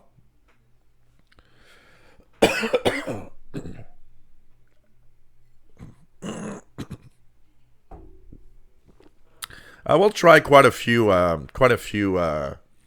times. So the McMurdo station is scheduled to be throughout December on at 0, 0100 and 0600 UTC on 14074 FT8. Mark Cope, Skywave's schedule app is way cool. It is. It is. Absolutely. Gilles Nouveau, any idea of future enhancements to shortwave equipment? I don't know what else they could add, but you never know what could happen. You know, there are new things from time to time. I mean, what's happening today is where a lot of us are using software-defined receivers, and it's just crazy, you know. We never know. And portable receivers have some features, you know, like I still remember when I saw the first shortwave portable with ETM or easy tuning mode. I thought, well, that's a gimmick, you know, scanning shortwave frequencies and stopping for you know what? It's one of the features I love the most. The GP5, Connicom GP5, I use that easy tuning mode so often. It's really nice. David Snyder, 5830 WTWW. Yes, David Martin. KC4 USB is that McMurdo stations. Fortran Massive, Dimension 4 for Windows, sorts the time out.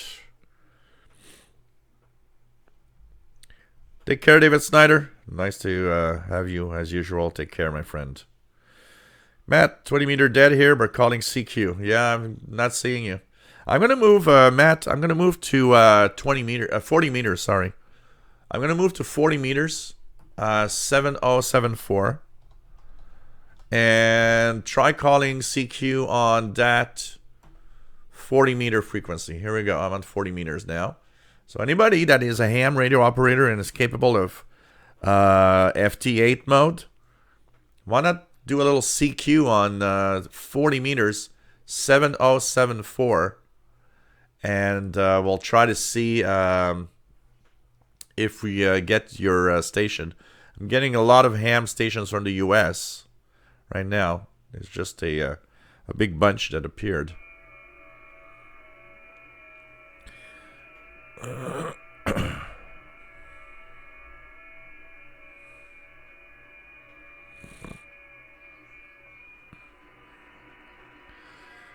K3VAT. He's not from Albania. There's a guy in Albania, I guess, but he's not Albania. Wow, I'm getting an Argentina station, LU7BCS. Wow, there's so many stations, it's just difficult to keep up on 40 meters. So lots of US stations. I'm getting an Argentinian station, LU7BCS. I am getting CO8VQ from Cuba.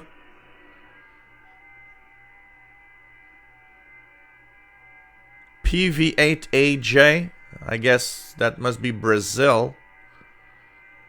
YV4NR, which I guess is Venezuela. Well, lots of stations. 40 meters is crazy. Crazy.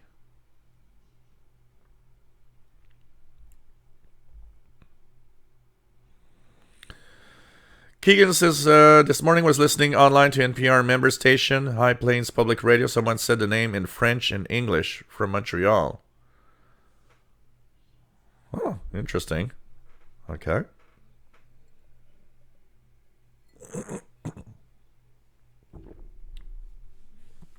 Matt says, the only person copying me on 20 meters is my grid, probably not even over the horizon.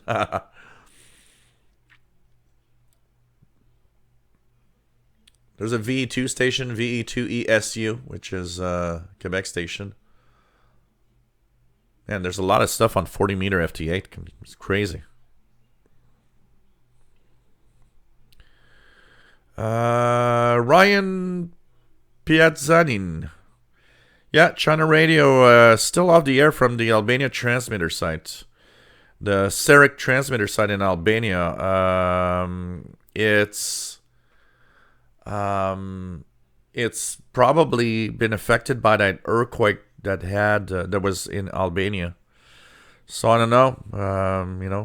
These were really good transmitters for CRI.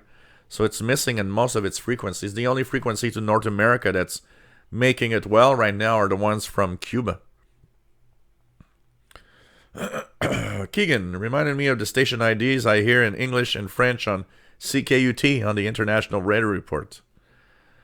Seahawk 10, nice to have you here. Matt, so technically, we're going to repeat this again. Technically, next week is going to be Christmas Day. The week after is New Year's Day. Technically, there's no shows. So take for granted that there's probably no shows. But that doesn't mean there's no shows, okay? On Christmas Day, if I didn't party too much on the 24th, and I feel not bad, if I feel pretty okay, there's a good chance that I might be doing the show. But I'm not going to guarantee the show for Christmas or New Year's. So maybe technically we could have 2 weeks off on Wednesday. The Friday shows will be okay. So I'm not sure. Look at the Facebook group. I'll be posting the information there for sure. But I don't know. You don't need to record William Conlon, the program, on a Wednesday. You just go on YouTube. All the shows are recorded on YouTube. Dave Freeman, that's great. Looking forward to tuning your ICOM soon. Yeah, I'll do this. It's going to be my holiday project. Okay. V3KRP just worked PY2EM on 14074. I saw that one. PY2EM. I saw that one go through.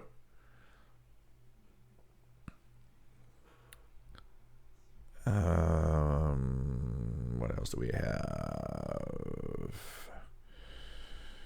V3KRP also heard LW8DOZ and ZZ50Y on 14074. I didn't see you, Matt, on 40 meters. I've been actively looking at the moving display.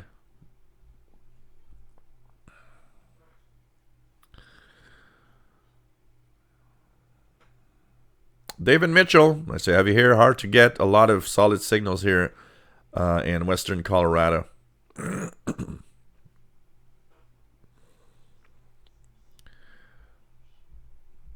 Dave Freeman says, that's great on CFQR 600. Guess we will be able to tune on your ICOM when they're back too. Yeah, absolutely. Absolutely. It's a very strong signal here. So I'm not seeing you, Matt, at least not in Montreal.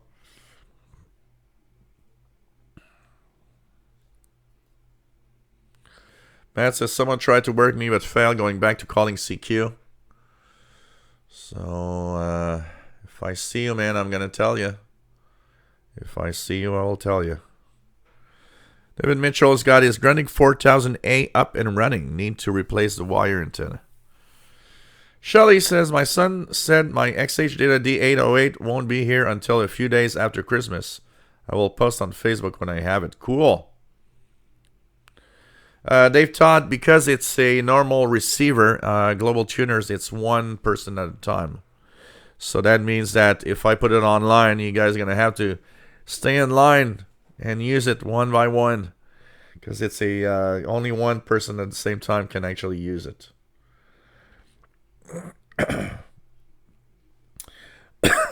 Sorry, guys. Before I open up beer number 3, I will do some shameless promotion. If you like what I do,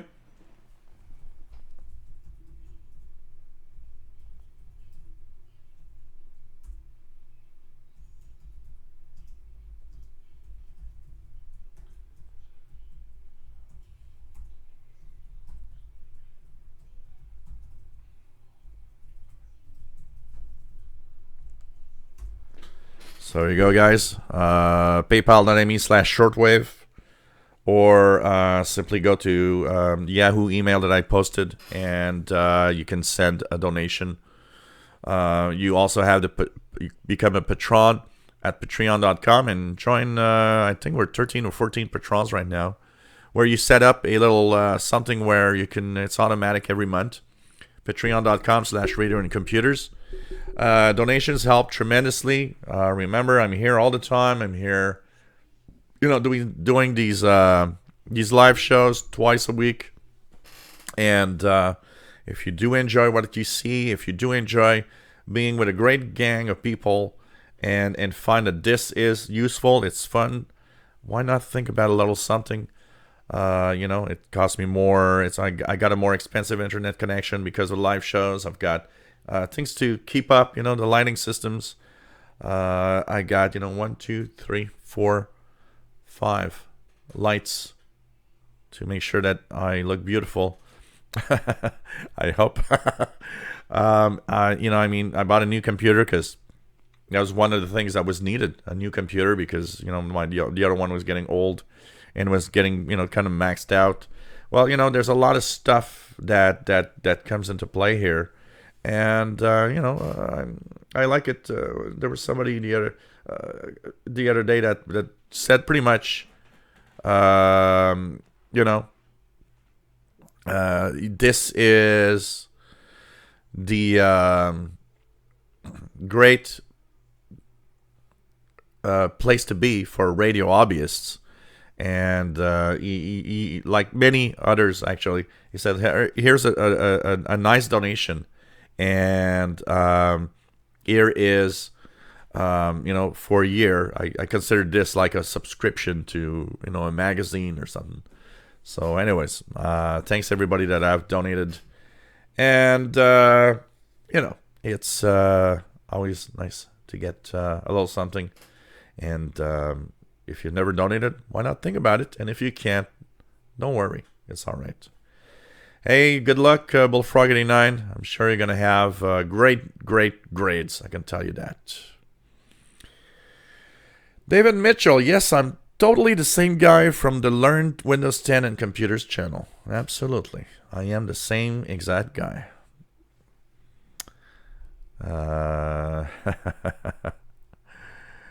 And so we are, of course, continuing with some questions. Okay.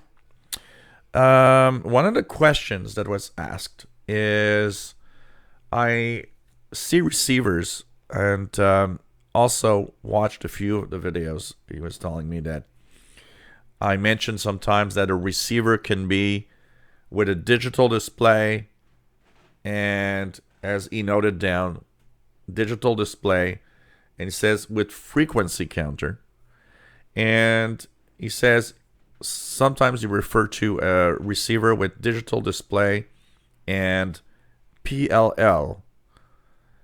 So what is the difference, and what exactly does that mean? So that's a more technical question, but it's a good question, because there are two types of receivers, portable receivers in the low price ranges, that will have a digital display. But we got to be careful. When you're in the low price range, there are two ways that these can actually pop up. One is a portable receiver with a digital display and a frequency counter. That means that basically the frequency you see, there's a little circuit that taps and tells you where you're tuned. And the problem with that is, it means that the radio itself is an analog radio. So it usually will have the problems of drifting, An example of that is my Grending S350DL receiver that I'm trying to see where it is. Anyways, the Grending, oh, it's over there. That is a nice radio, but it has a frequency counter. That means that what's the positive side is you do see the frequency you're tuned to. But the negative side is that's not as precise. And because it's an analog radio, it might drift a little more. So that's one aspect of how a radio can have a digital display. What you want, if you really want to have something more stable and more interesting, is a PLL or a phase lock looped digital radio or digital display radio. Phase lock loop is a circuit design. What it does is actually it has a frequency. So it'll have a reference clock. And that reference clock will be compared with what you're tuning. And of course, the phase lock loop will always look at the reference clock to make sure that and know what frequency you're actually being tuned to. Those radios are higher end radios compared to the more basics analog with frequency counter. They are more stable. In general, they are very stable. Today's receivers, the phase lock loop receivers, are typically pretty much on dot and don't drift really. They are more stable. The frequency that is displayed is more precise. Technically, if you have the choice, when you buy a portable receiver, make sure that you buy one that is a PLL synthesized receiver, phase lock looped receiver. It will be more precise and will be much better. Plus, you eliminate pretty much the drifting from these receivers. If you buy one that has, is a frequency counter on an analog radio, it's not that it's necessarily a bad. If the design was well done, it could be okay. But you will have drifting, so you'll have to readjust the frequency from time to time. A little bit like a regular analog radio with the little needle. These analog radios often need to be, realigned from time to time while you're listening, because it slowly drifts away from the frequency, the center frequency you're tuned to.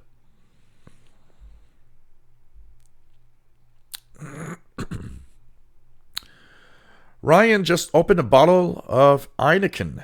Enjoying the show. Cool. So I'm going to open my last bottle here. And that one is the 10%. Maybe it's going to help my truth. The 10% La Résolution, which is that beer that I was talking to you guys at, I think it was Halloween, which is tastes like pumpkin spice, or I would say more like gingerbread cookies. It's pretty amazing. And it's a 10% beer, so it's gonna get me really tipsy. So I had a 5.5 and an 8%, and now this is a 10. So I'm gonna actually pour this slowly into and hopefully it's gonna. So look at that. This is a beautiful beer. So beer number 3 is now open.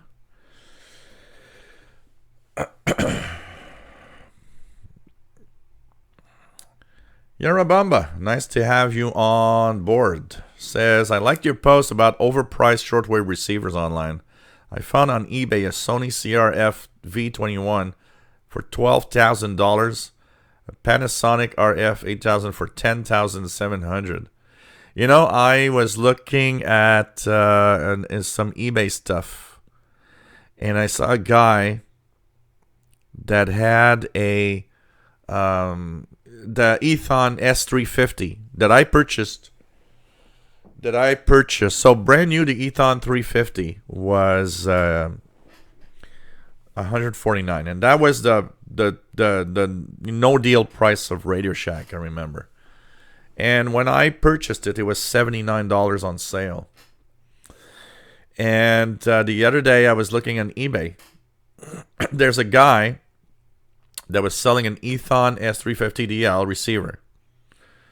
and bragging about being an high-end radio, when in reality it's, an analog radio with frequency display. I mean, it looks nice and it does work nice, but it's not an high-end radio. And the guy was asking $650 for that. Totally nuts. David Mitchell, my voice give it away? That's quite possible.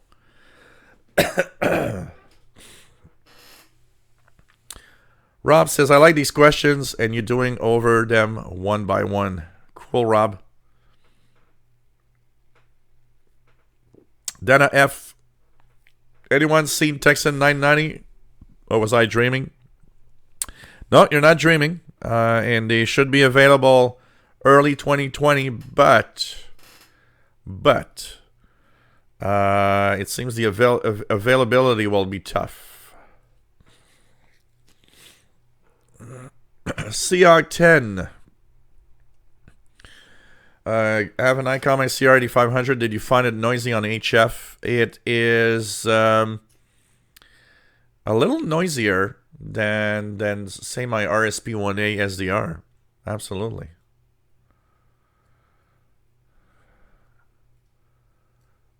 So, really, Matt, VE2NCG in Montreal. Let me just check I'm going to go back here and try to find your, if I can see your call sign. Because I haven't been looking a lot, so it is not impossible that I could have not noticed that you were there. So let me check if I see anything. I don't see you anywhere in the list. But if you were heard in Montreal, it's not impossible that I might hear you. WF7I Homebrew, nice to have you on board. Watching Monty Python and the Holy Grail. That's always a funny film. I always laugh at those. Just crazy. Anybody getting 5850? Asks Bobby Burgess. 5850. Yep, pretty much.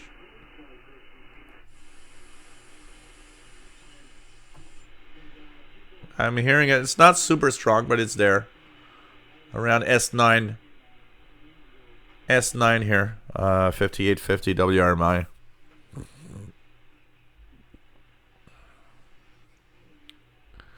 Ryan says 10%. Need to try that beer. Michael Mora, nice to have you here.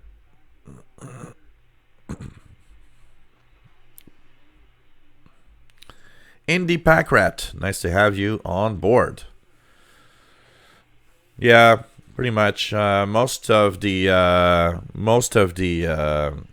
anything that is ham fests and stuff like that are the best place for good prices in receivers, honestly. William Helms, Sony ICF S14, bought in the late 80s for $9. Wow. Matt says, I'm not an FT8 anymore. Just tune into this as a music show on 5850. Yeah, I'm hearing it 5850. Pretty cool. Worked one station. 3 tried calling. Couldn't get them back. M. Phillips, 5850, loud and clear in central Illinois. Jason Francis, nice to have you on board from Ottawa. Okay. The other question that is asked by Gary is why... so what does a SSB capable radio or a single sideband capable radio add to the listening experience? So he's got actually a Texan PL380, and he says that he's wondering what he's missing out. So single sideband adds, so if you listen to stuff on your TX and PL380. Well, adding single sideband adds a lot more stuff that you can listen to the radio. So what does it add? So single sideband is a transmission mode. It is used because it's more efficient, uses less power, and most of anything that is not an international broadcast is a single sideband signal, pretty much. There are some AM stuff outside of it, but pretty much everything that is not on the international broadcast band, more than 95%, I would say, is and will be tuned using single sideband.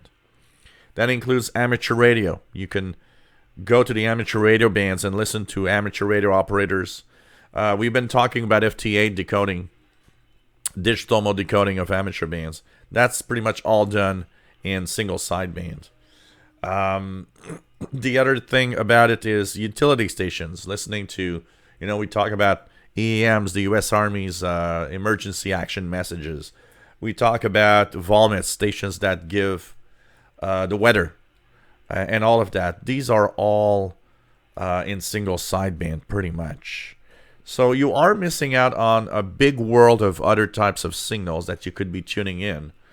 And maybe you have actually stumbled upon some of them. If you were listening to a frequency and heard something that looks like Donald Duck trying to talk and to say something, well, you probably heard some single sideband signals, but didn't have the capability to actually decode them or listen to them. So it adds really another world, because your second question is it really worth it to purchase such a radio? And yes, it is.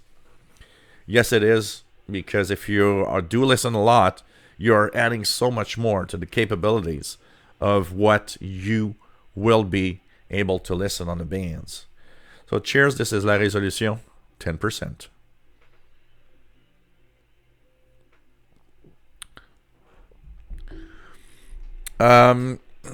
Your other question is, are there receivers that are better than other at single sideband? And yes, absolutely. Some receivers are a lot better at doing that job than others. Typically, if you're talking about portable radios, some have what we call a little BFO, which is, it just says SSB. So you're tuning into a single sideband signal, but it doesn't have separate or upper or lower sideband, because single sideband signals come in these two ways of tuning, upper or lower sideband. Now, a lot of receivers have only what we call SSB. And how do you access the upper and lower sideband? Via a little slider button, if you want, that will actually give you the possibility to tune to the upper or lower side of the signal. These work great, but you need to get some used to, you need to really practice, because at first, when you're not used to tuning single sideband signals, it might be tough to actually know where to use the BFO and what direction you should go to actually tune the signal. If you want to have it a little easier, it's better when you use a radio that has separate upper and lower sideband settings. This does make it easier, but you got to know when a signal is upper, lower, or lower sideband. And typically, upper sideband signals are pretty much all utilities out there. Anything that it would be the weather, the U.S. Army, and marine stations and so on. These would all be in upper sideband. Most of what is lower sideband is amateur radio operators below 10 megahertz. So 40 meters, 80 meters, 160 meters. Except there's a small exception for the 60 meter band, which is in the 5 megahertz range. But for the most part, lower sideband is there. Lower sideband can be used by some peskies. Peskies are, fishermen that are using two-way radios to talk to their families. Lately, for example, there's been a pirate on around 4240, 4243 kilohertz that has been actually using lower sideband. So, a separate upper-lower sideband capability in a receiver, it makes it a little easier because you're already in the correct mode. You just need to adjust it, with the BFO or the beat frequency oscillator. That was BFO is for, and adjust to listen to the signals.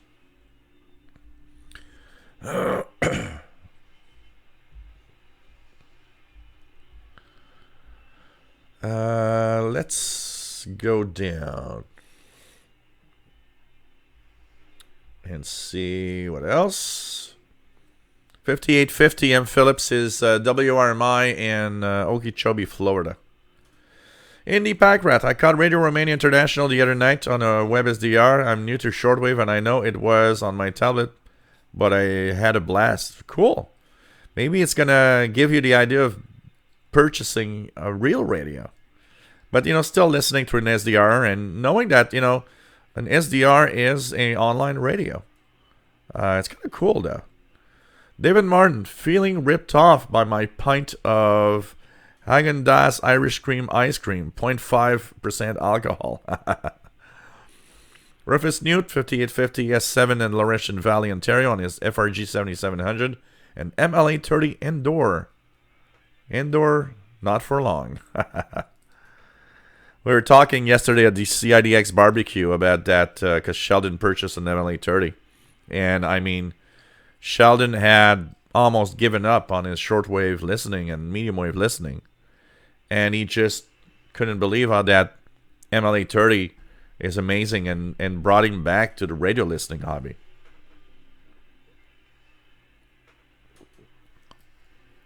Yeah, M. Phillips, Okeechobee, Florida. You are, that's where it is from. It's the old transmitters of WIFR that were sold to WRMI. Ryan, Santa is bringing me an XH D808. Looking forward to being able to listen to single sideband broadcasts. Cool. Yes, Matt, please. I have no more beer. I need more beer. Mad Reader DXer, nice to have you on board. As usual.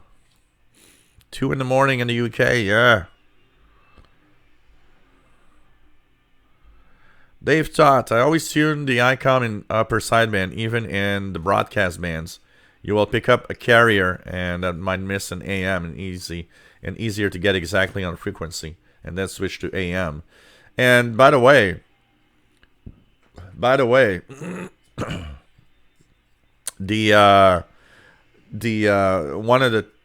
one trick that is really nice, because sometimes you're able to hear something really weak. So for example, if you have a receiver and you wonder, everybody's posting, I'm getting 9505, and you go on 9505, you don't hear much. You can actually go in upper sideband and tune 1 kilohertz lower, so 9504 instead of 9505. If you hear a little tone in the noise, you know that you're probably receiving a station there. It's just that it's too weak to be listenable, but you will be actually. You know that you're getting the signal. Unfortunately, on a high noise level hobby, in many places, it's the only way you can actually almost check some of the stations if they are really there. I can tell you that. That's for sure. Prasad, when you have a single sideband capable radio, most of the time that means you'll never go back to a radio that does not have single sideband. He says that's his experience, and it is pretty much that. I mean, once you start,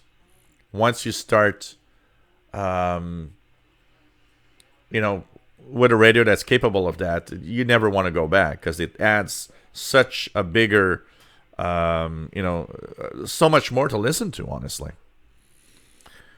Rifus Newt says, thanks, Joe. Getting the idea now on utilities and sidebands. Why I listen. So, 3330. Am I getting... Yep, CHU. Time signal. But the signal is very wobbly. Very, very wobbly. I know that yesterday the K index was 4, so maybe we're still kind of somewhat into geomagnetic storming conditions. Yorubamba, yep. Absolutely, Harold Camping. I remember him. Remember Family Radio. And WR My Bod, the shortwave transmitter site. Absolutely. Carl Womble, nice to have you on board.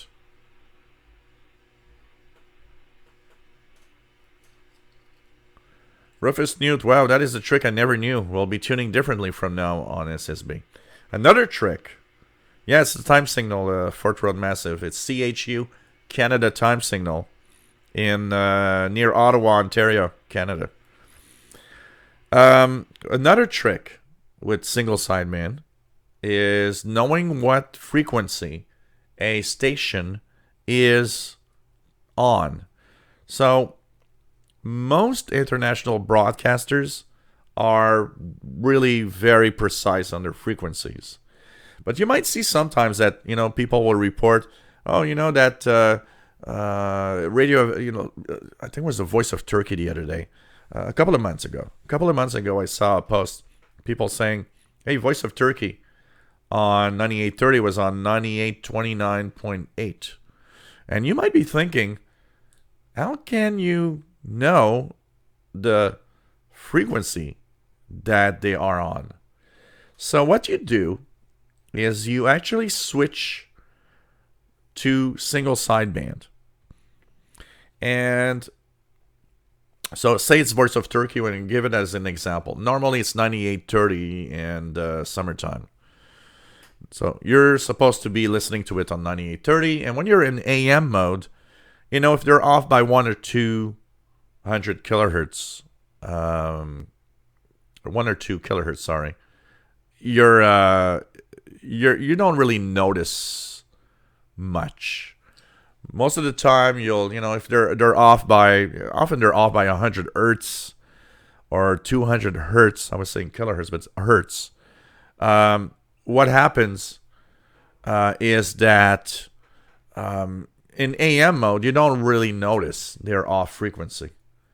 But if you want to check the frequency, what you do is you put yourself in upper sideband. Okay? And you tune around until the voice that you're listening to sounds the same.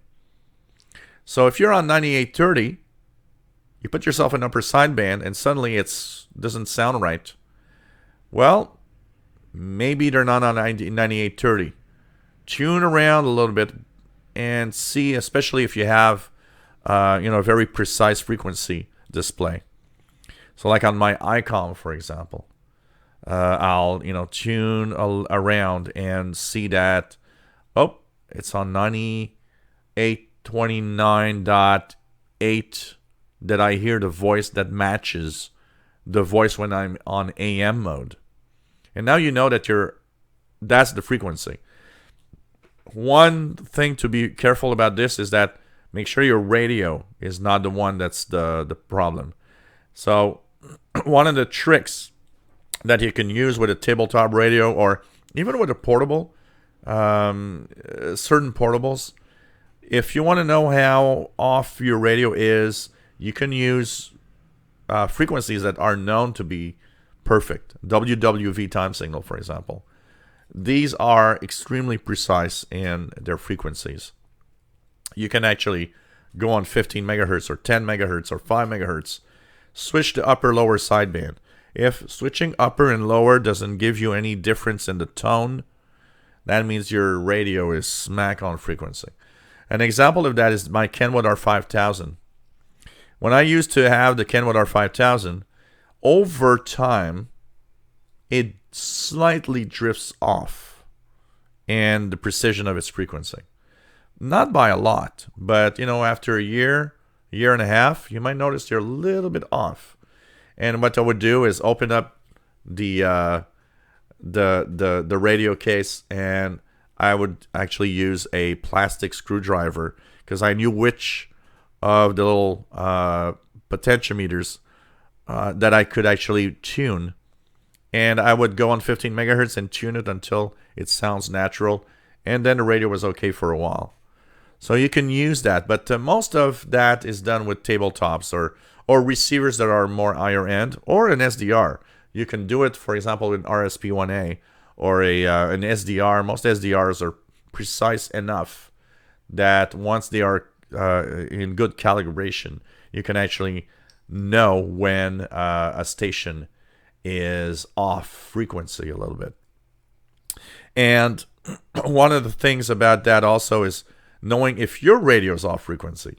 Well, tune different signals, and if all the signals in single sideband are off by 300 hertz, well, you know that your radio needs to be calibrated to be back on the frequency.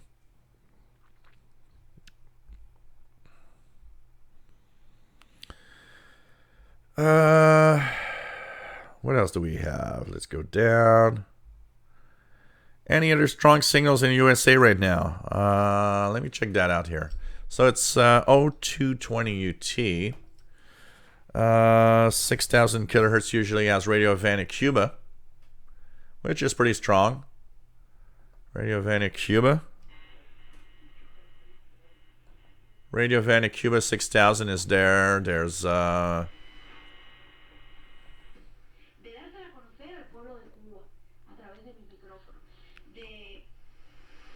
what is there? I'm trying to see what signals on the bands.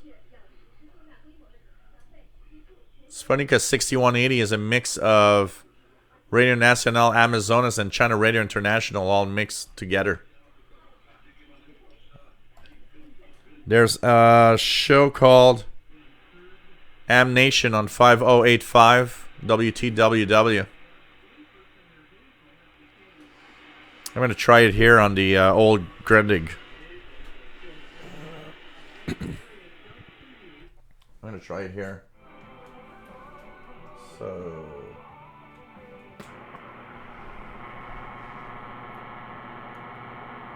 I'm getting Christmas light interference.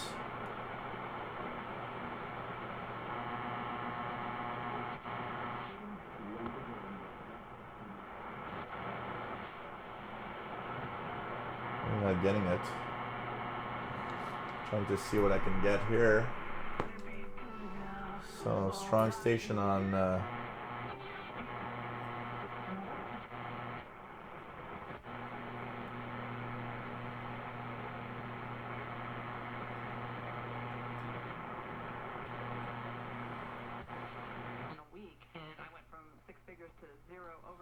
what was that? 7505, I think, is WRNO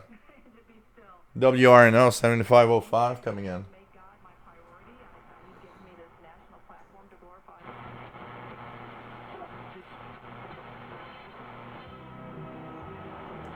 Let's try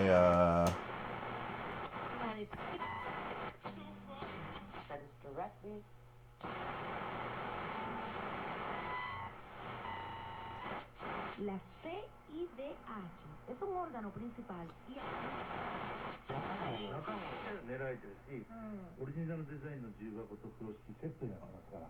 there's a few signals, but not a lot of stuff, amazing stuff to listen to. Hey, Joey D.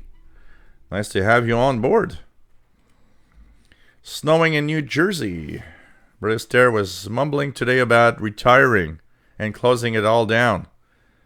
Oh, really? You heard that? Oh, man. Why not? Bolin 191, nice to have you here.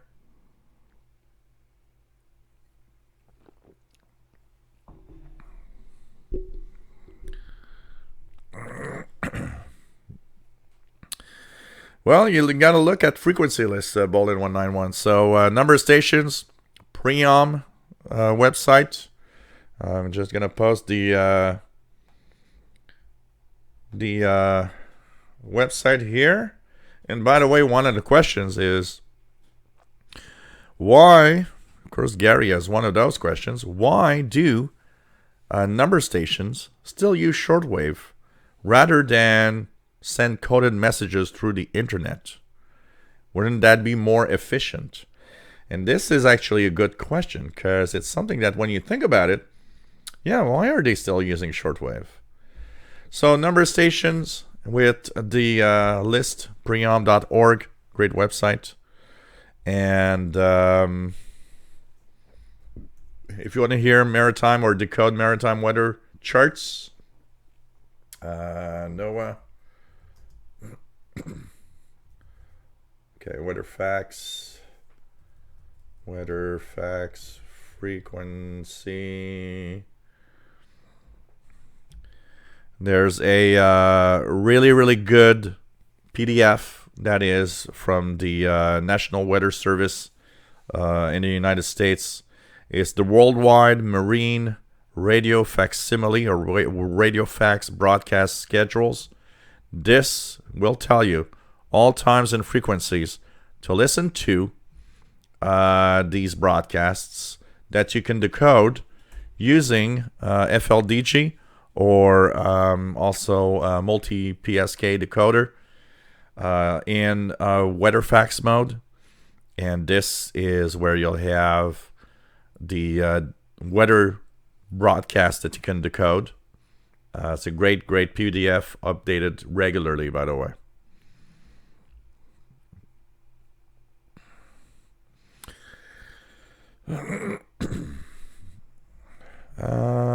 Chris Powell, nice to have you here. Is that an old Patrolman radio on your back shelf? K6CLF in Minnesota. Yes, that one is a Shortwave 60, SW60. I actually have its little cousin on that side here in the shelf, which is the CB60. So this is the old multi-band from the 80s that I have and that I kind of love. Cool, Dave Freeman. No problem. No problem. I'll be working on putting my ICOM online.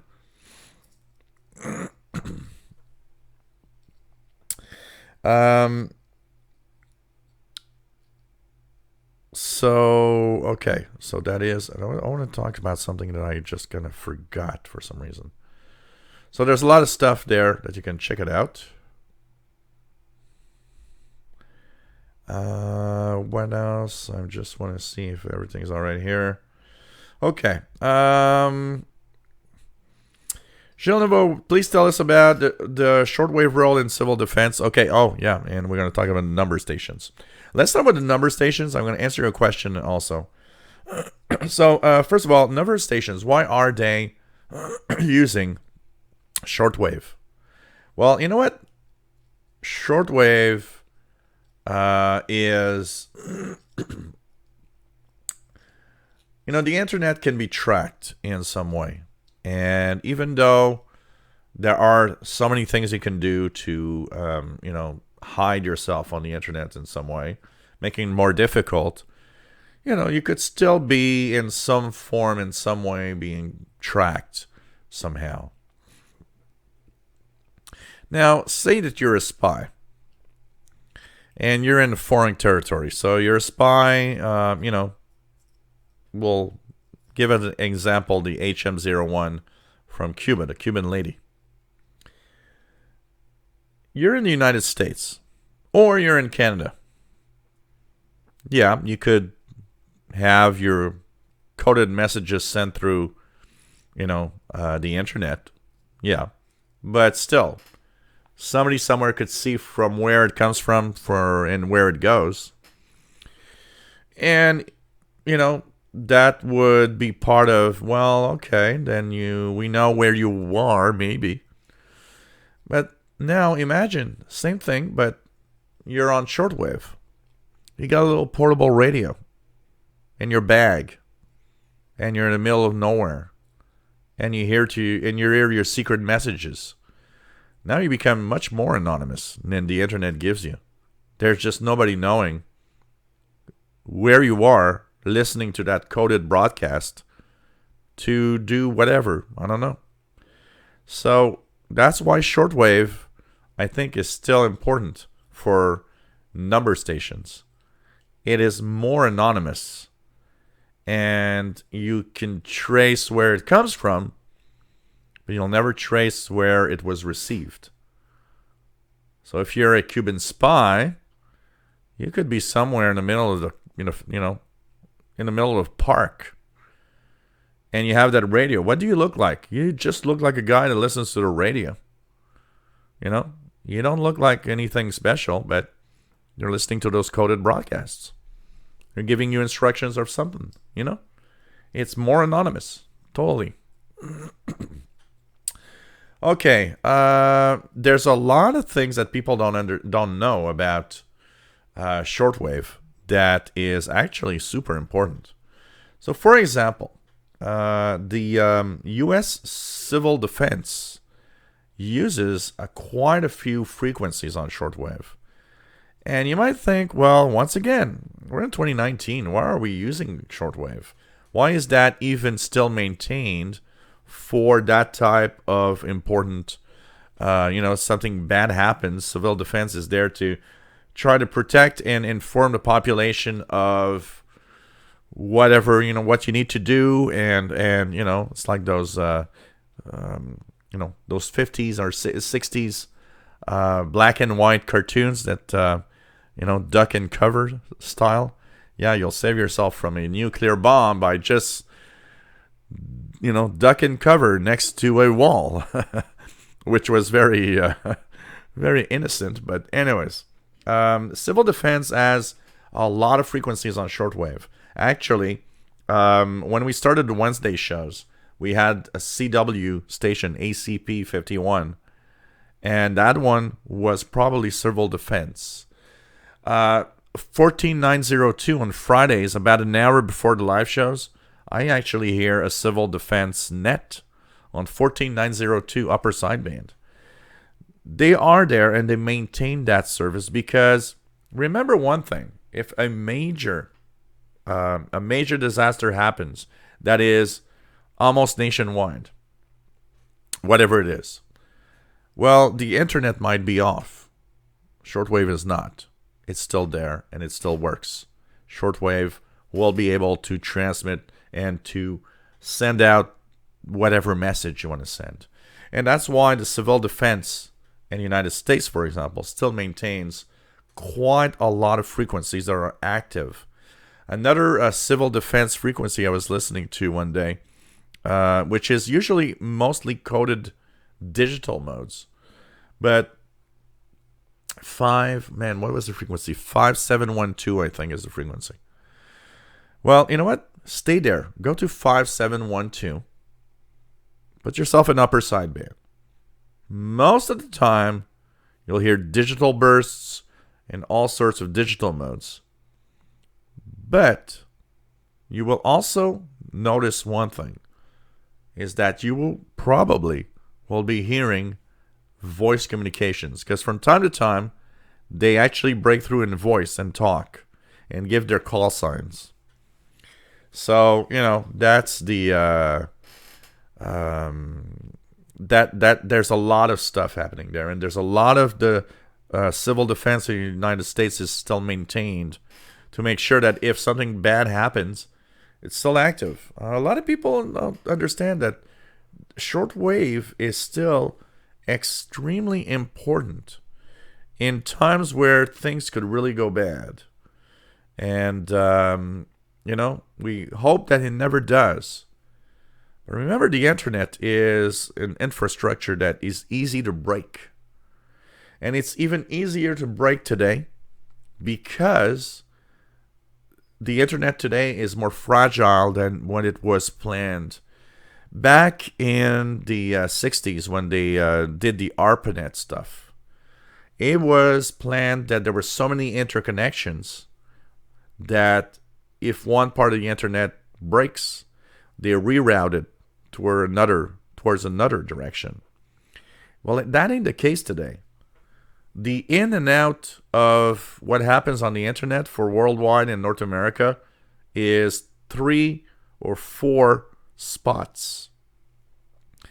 The internet is not what is the internet today is not what was planned back then.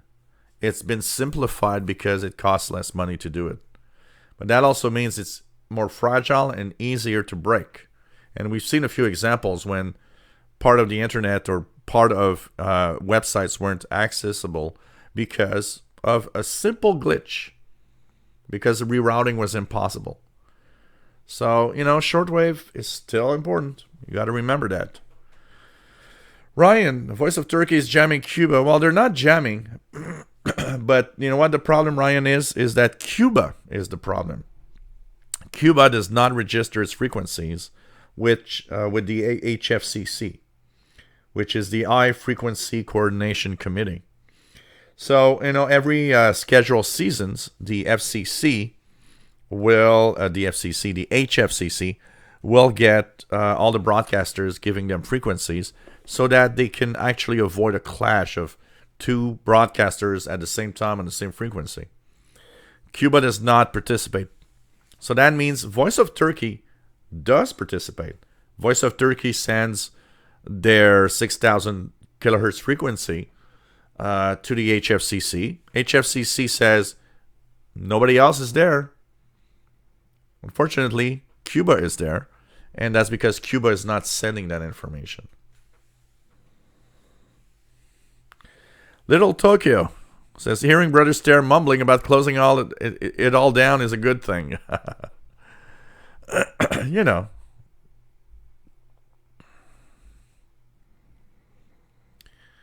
Okay. Let's, what do we have? Telmaster says he uses the HF weather facts on Android to decode the HF facts. Absolutely. Jerry Krottenstaben says, I have a Grundig 700 satellite, but I find that the receivers in my ham transceivers are much better. Perhaps I'm just spoiled. Well, tabletops. So, first of all, you got to remember one thing, Jerry. Is your satellite 700 on the same antennas or not? One thing. The other thing is, if you compare a portable radio, or although the Grundig 700 is a big one, a pretty big portable radio, you got to remember that they don't quite have the same capabilities as a lot of receivers or ham transceivers. If I tune my SDR, I get more than if I tune my portable. Now, a lot of it has to do with the antenna once again, and that's one thing. I'm not sure your Grundig 700 is on the same antennas. Jersey bound, nice to have you here from New Jersey, my friend.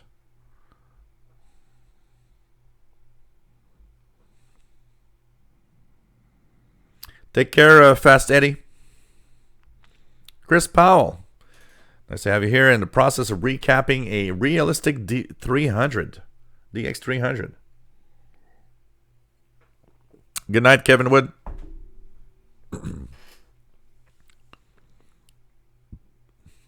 Aha, Prasad is going to news time on All India Radio.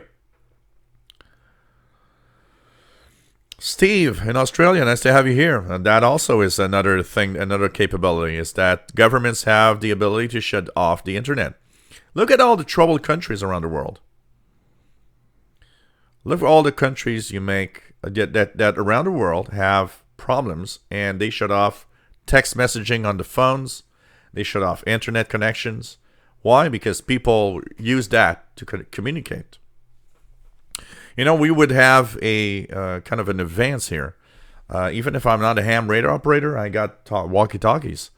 I could still talk to people. Their radio can be used. They cannot block the radio signals. They can jam, but it's kind of difficult. And with all the radio frequencies available, they couldn't jam everybody. And so, yep. Boulder 191, how much revenue you make a month for views on average? How long have you had this channel? I can't answer the first question because it's part of the YouTube contract to not talk about the revenues we make. It is something that a YouTuber cannot talk about. And how long did I have this channel? It's 2012, so it's what, 7 years? 7 years, I think now. Take care, Jerry DX.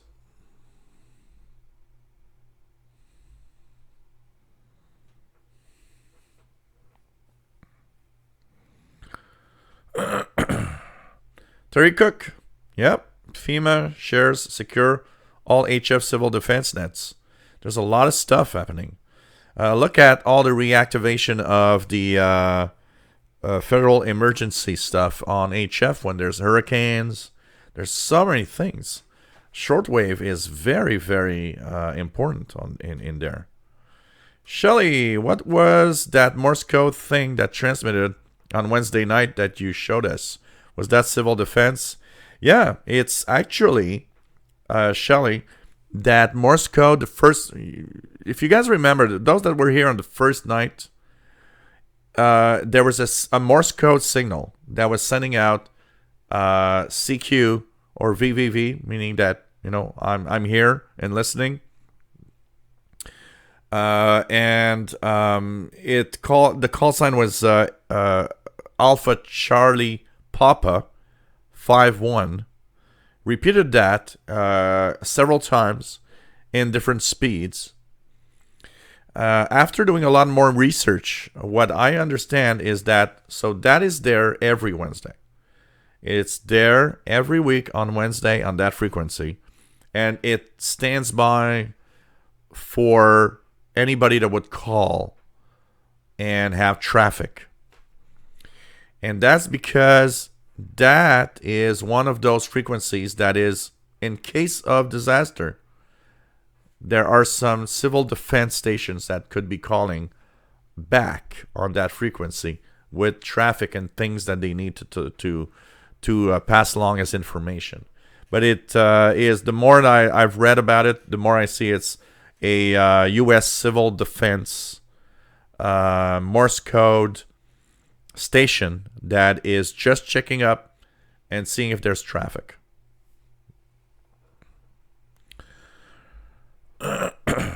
Rufus Newt, my Alicrafters S95 is plugged in all the time. It makes a nice air freshener when on. Oh, man.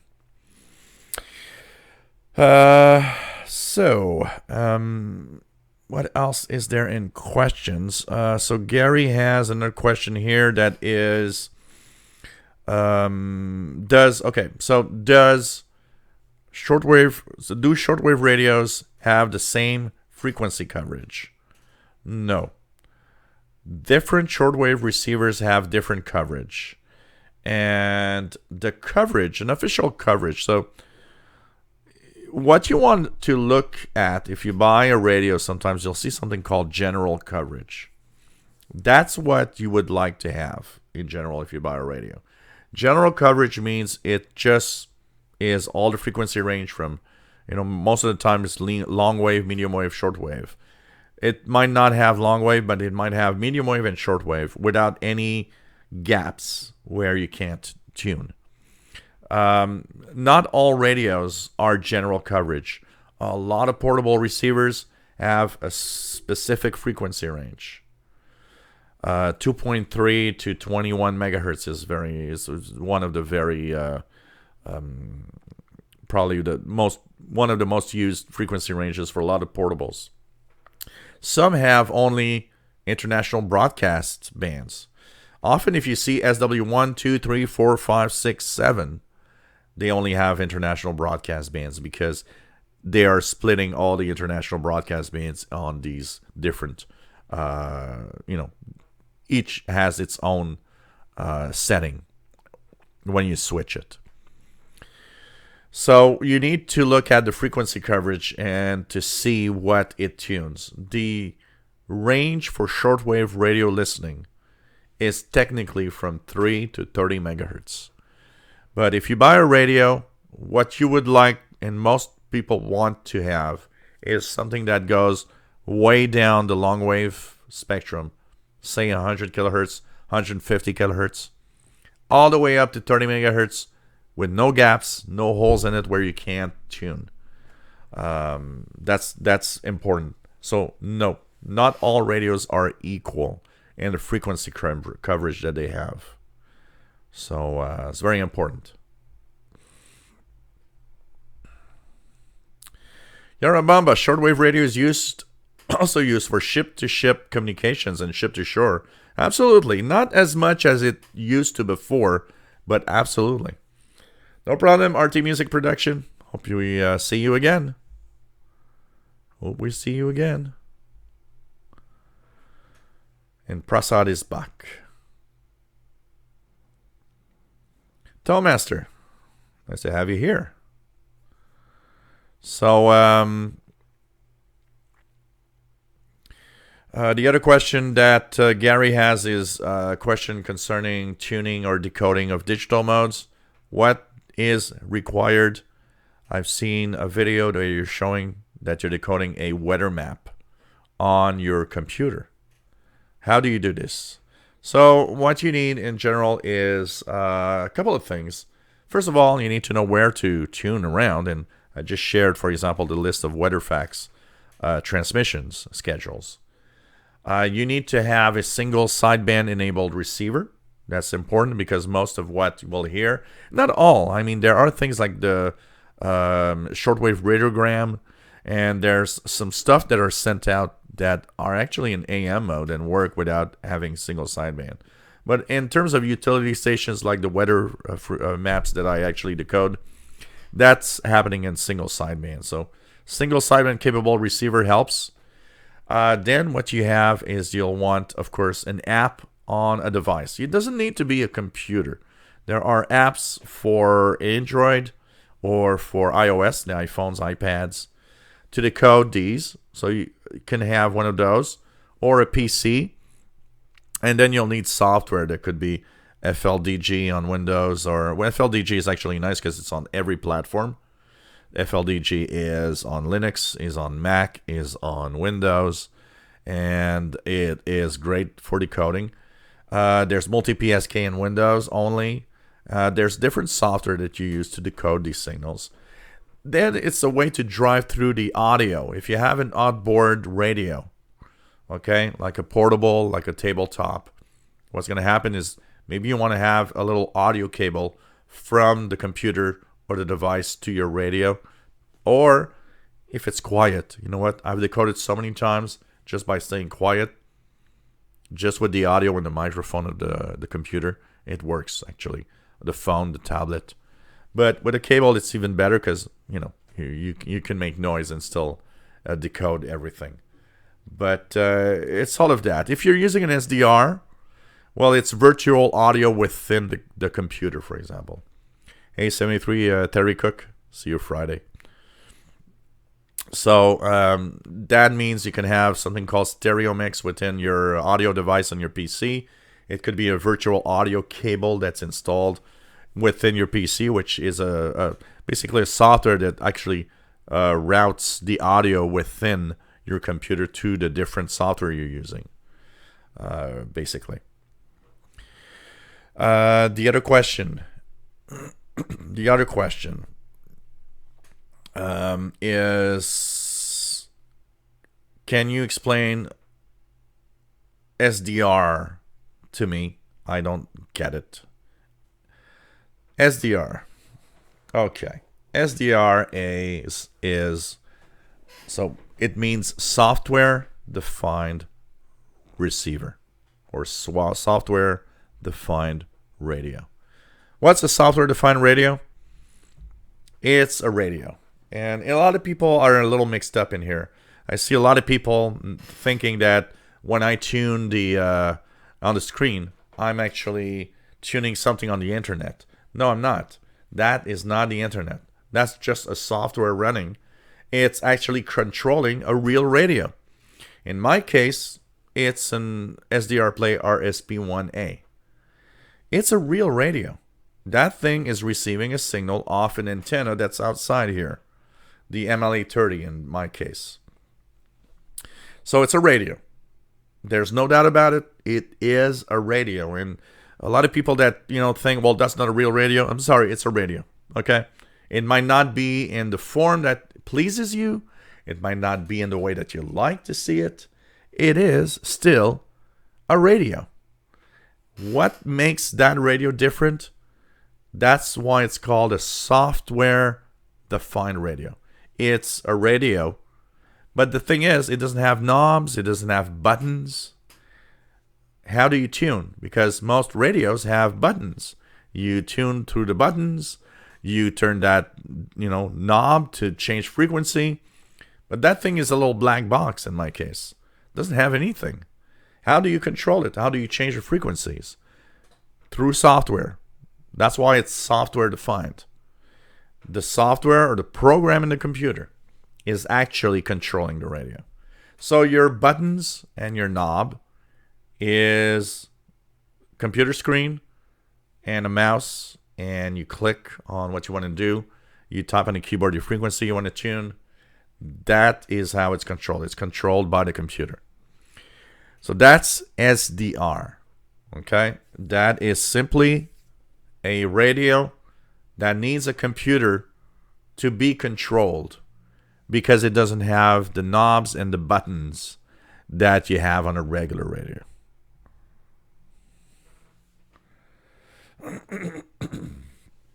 Toemaster, Web SDR is amazing. It is, absolutely. It's really cool to listen to shortwave broadcasts through stations around the world. It's pretty cool.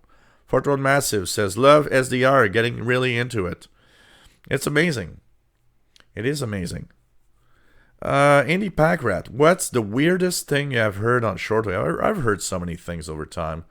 I've heard, emergency situations. There's so many things that are also unexplained. If you want to have an X-Files show, I think shortwave would be the great place to start for a new season of X-Files. Just tune the bands on shortwave and start, checking out all the weird stuff in there. It's just crazy.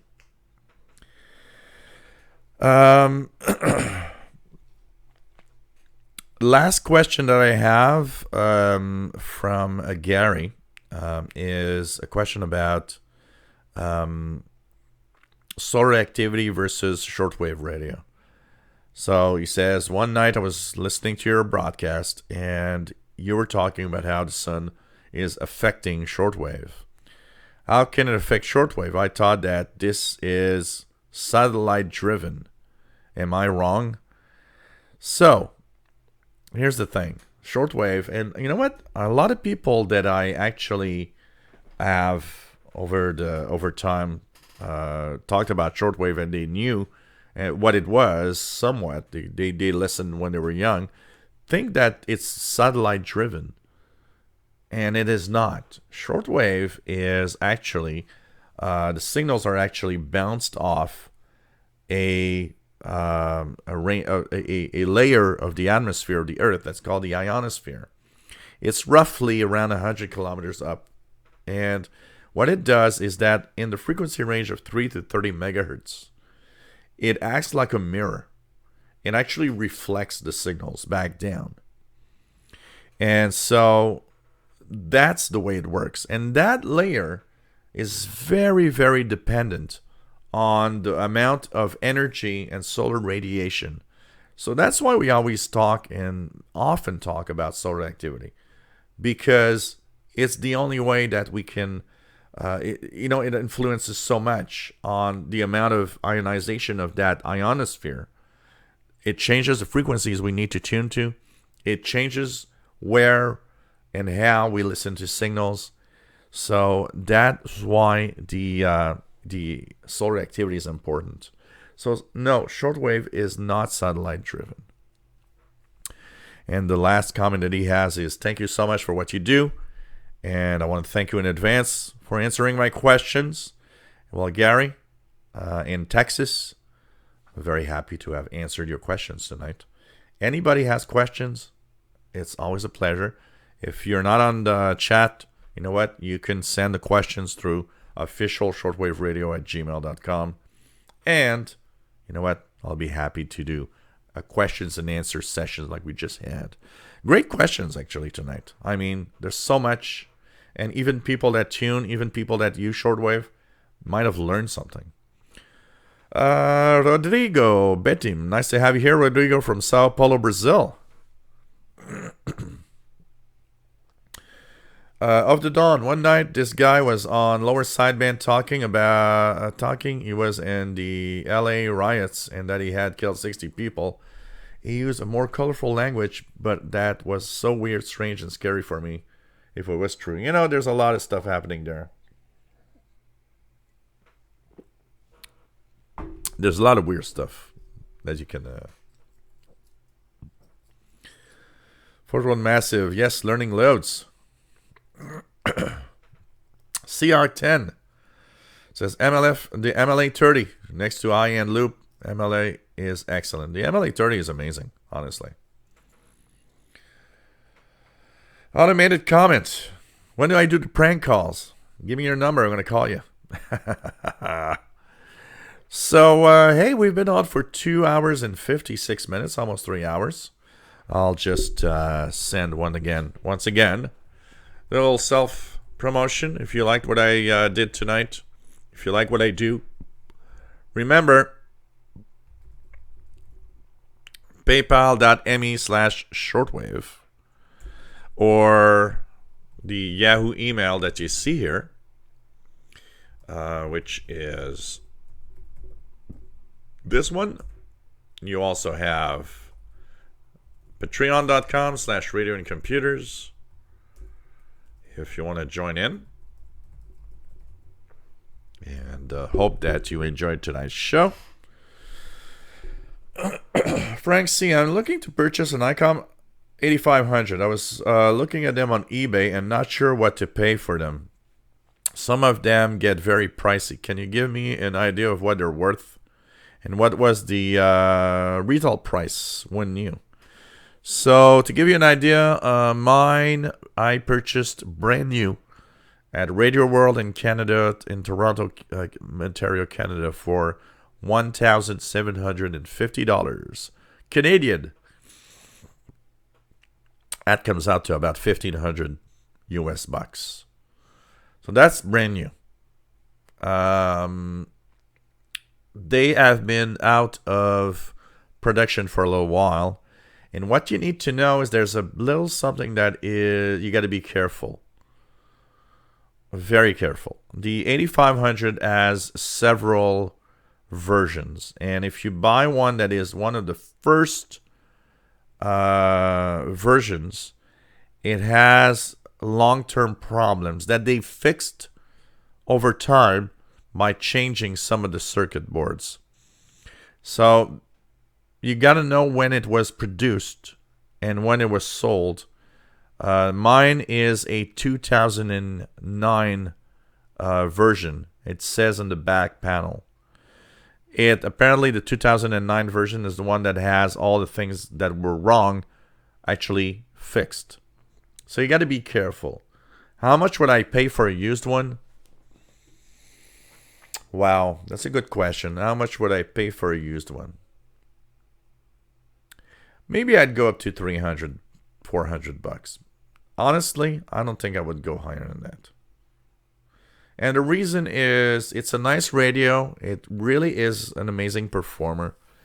But when today I compare this to my, the SDRs that we have and all of that, I'm starting to think that these tabletop receivers, even though they're amazing, are not of the value that they used to be.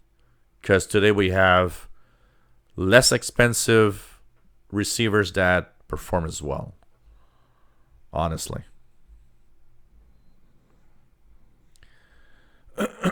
Chris Crichton. At night one of those rings disappear. I forgot which one.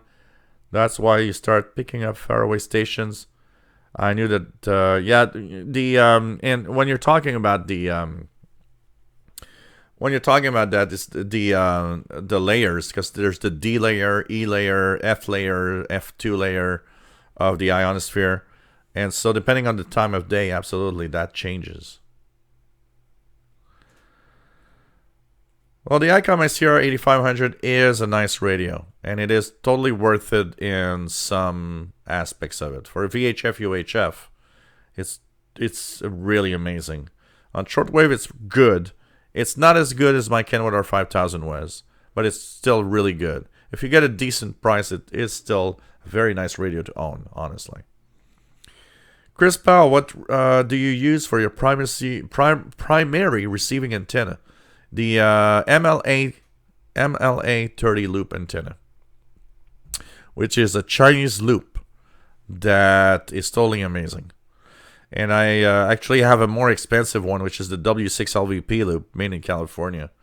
And I got to say, don't spend hundreds of bucks on a loop antenna. Buy a MLA 30, 44 US bucks, shipping included, and it is truly amazing. And that's my main antenna right now. So, okay, guys, hope you enjoyed the show today. Dave B, nice to have you here, says he loves his ICOM R8600. Yeah, it's a complex receiver. It's a really complex receiver. And, we were talking earlier about receivers or transceivers being software-defined radios in the box. The R8600 is that. It's a computer, but it's a software-defined radio that has buttons and knobs. So take care, everybody. Hope you enjoyed today's show. We'll be back Friday and at 20 UTC, 3 p.m. Eastern. Remember, we have a Facebook group, which is official SWL channel. I will actually post the link to the Facebook group right now. So why not join? It's a great place where there's a lot of really cool people that are actually, sharing what they listen to, showing the radio pictures, and it's really, really an extension of the live shows, honestly. 314 members right now, which is really cool. Why not join in that group and continue sharing with everybody? I also share, and I'm also there quite often. It's a great place to be, okay? Take care, everybody. See you Friday, 3 p.m. Eastern, noon Pacific, 20 hours Universal Time. We'll tune the bands, and we'll have fun once again with radio. Hope you enjoyed today's show. And thanks for those that have donated. And see you Friday. Don't forget, next week, Wednesday, is Christmas. I'm not sure I'm going to be here. New Year's after that. I'm not sure I'm going to be here. It doesn't mean I'm not going to be here, but I'm not sure. It will depend on how the Christmas festivities went. If I drank too much, I will not be here. Take care, everybody. Stay safe. Peace, love, and shortwave forever, guys. Come on. Turn that radio on and listen to signals. Bye-bye.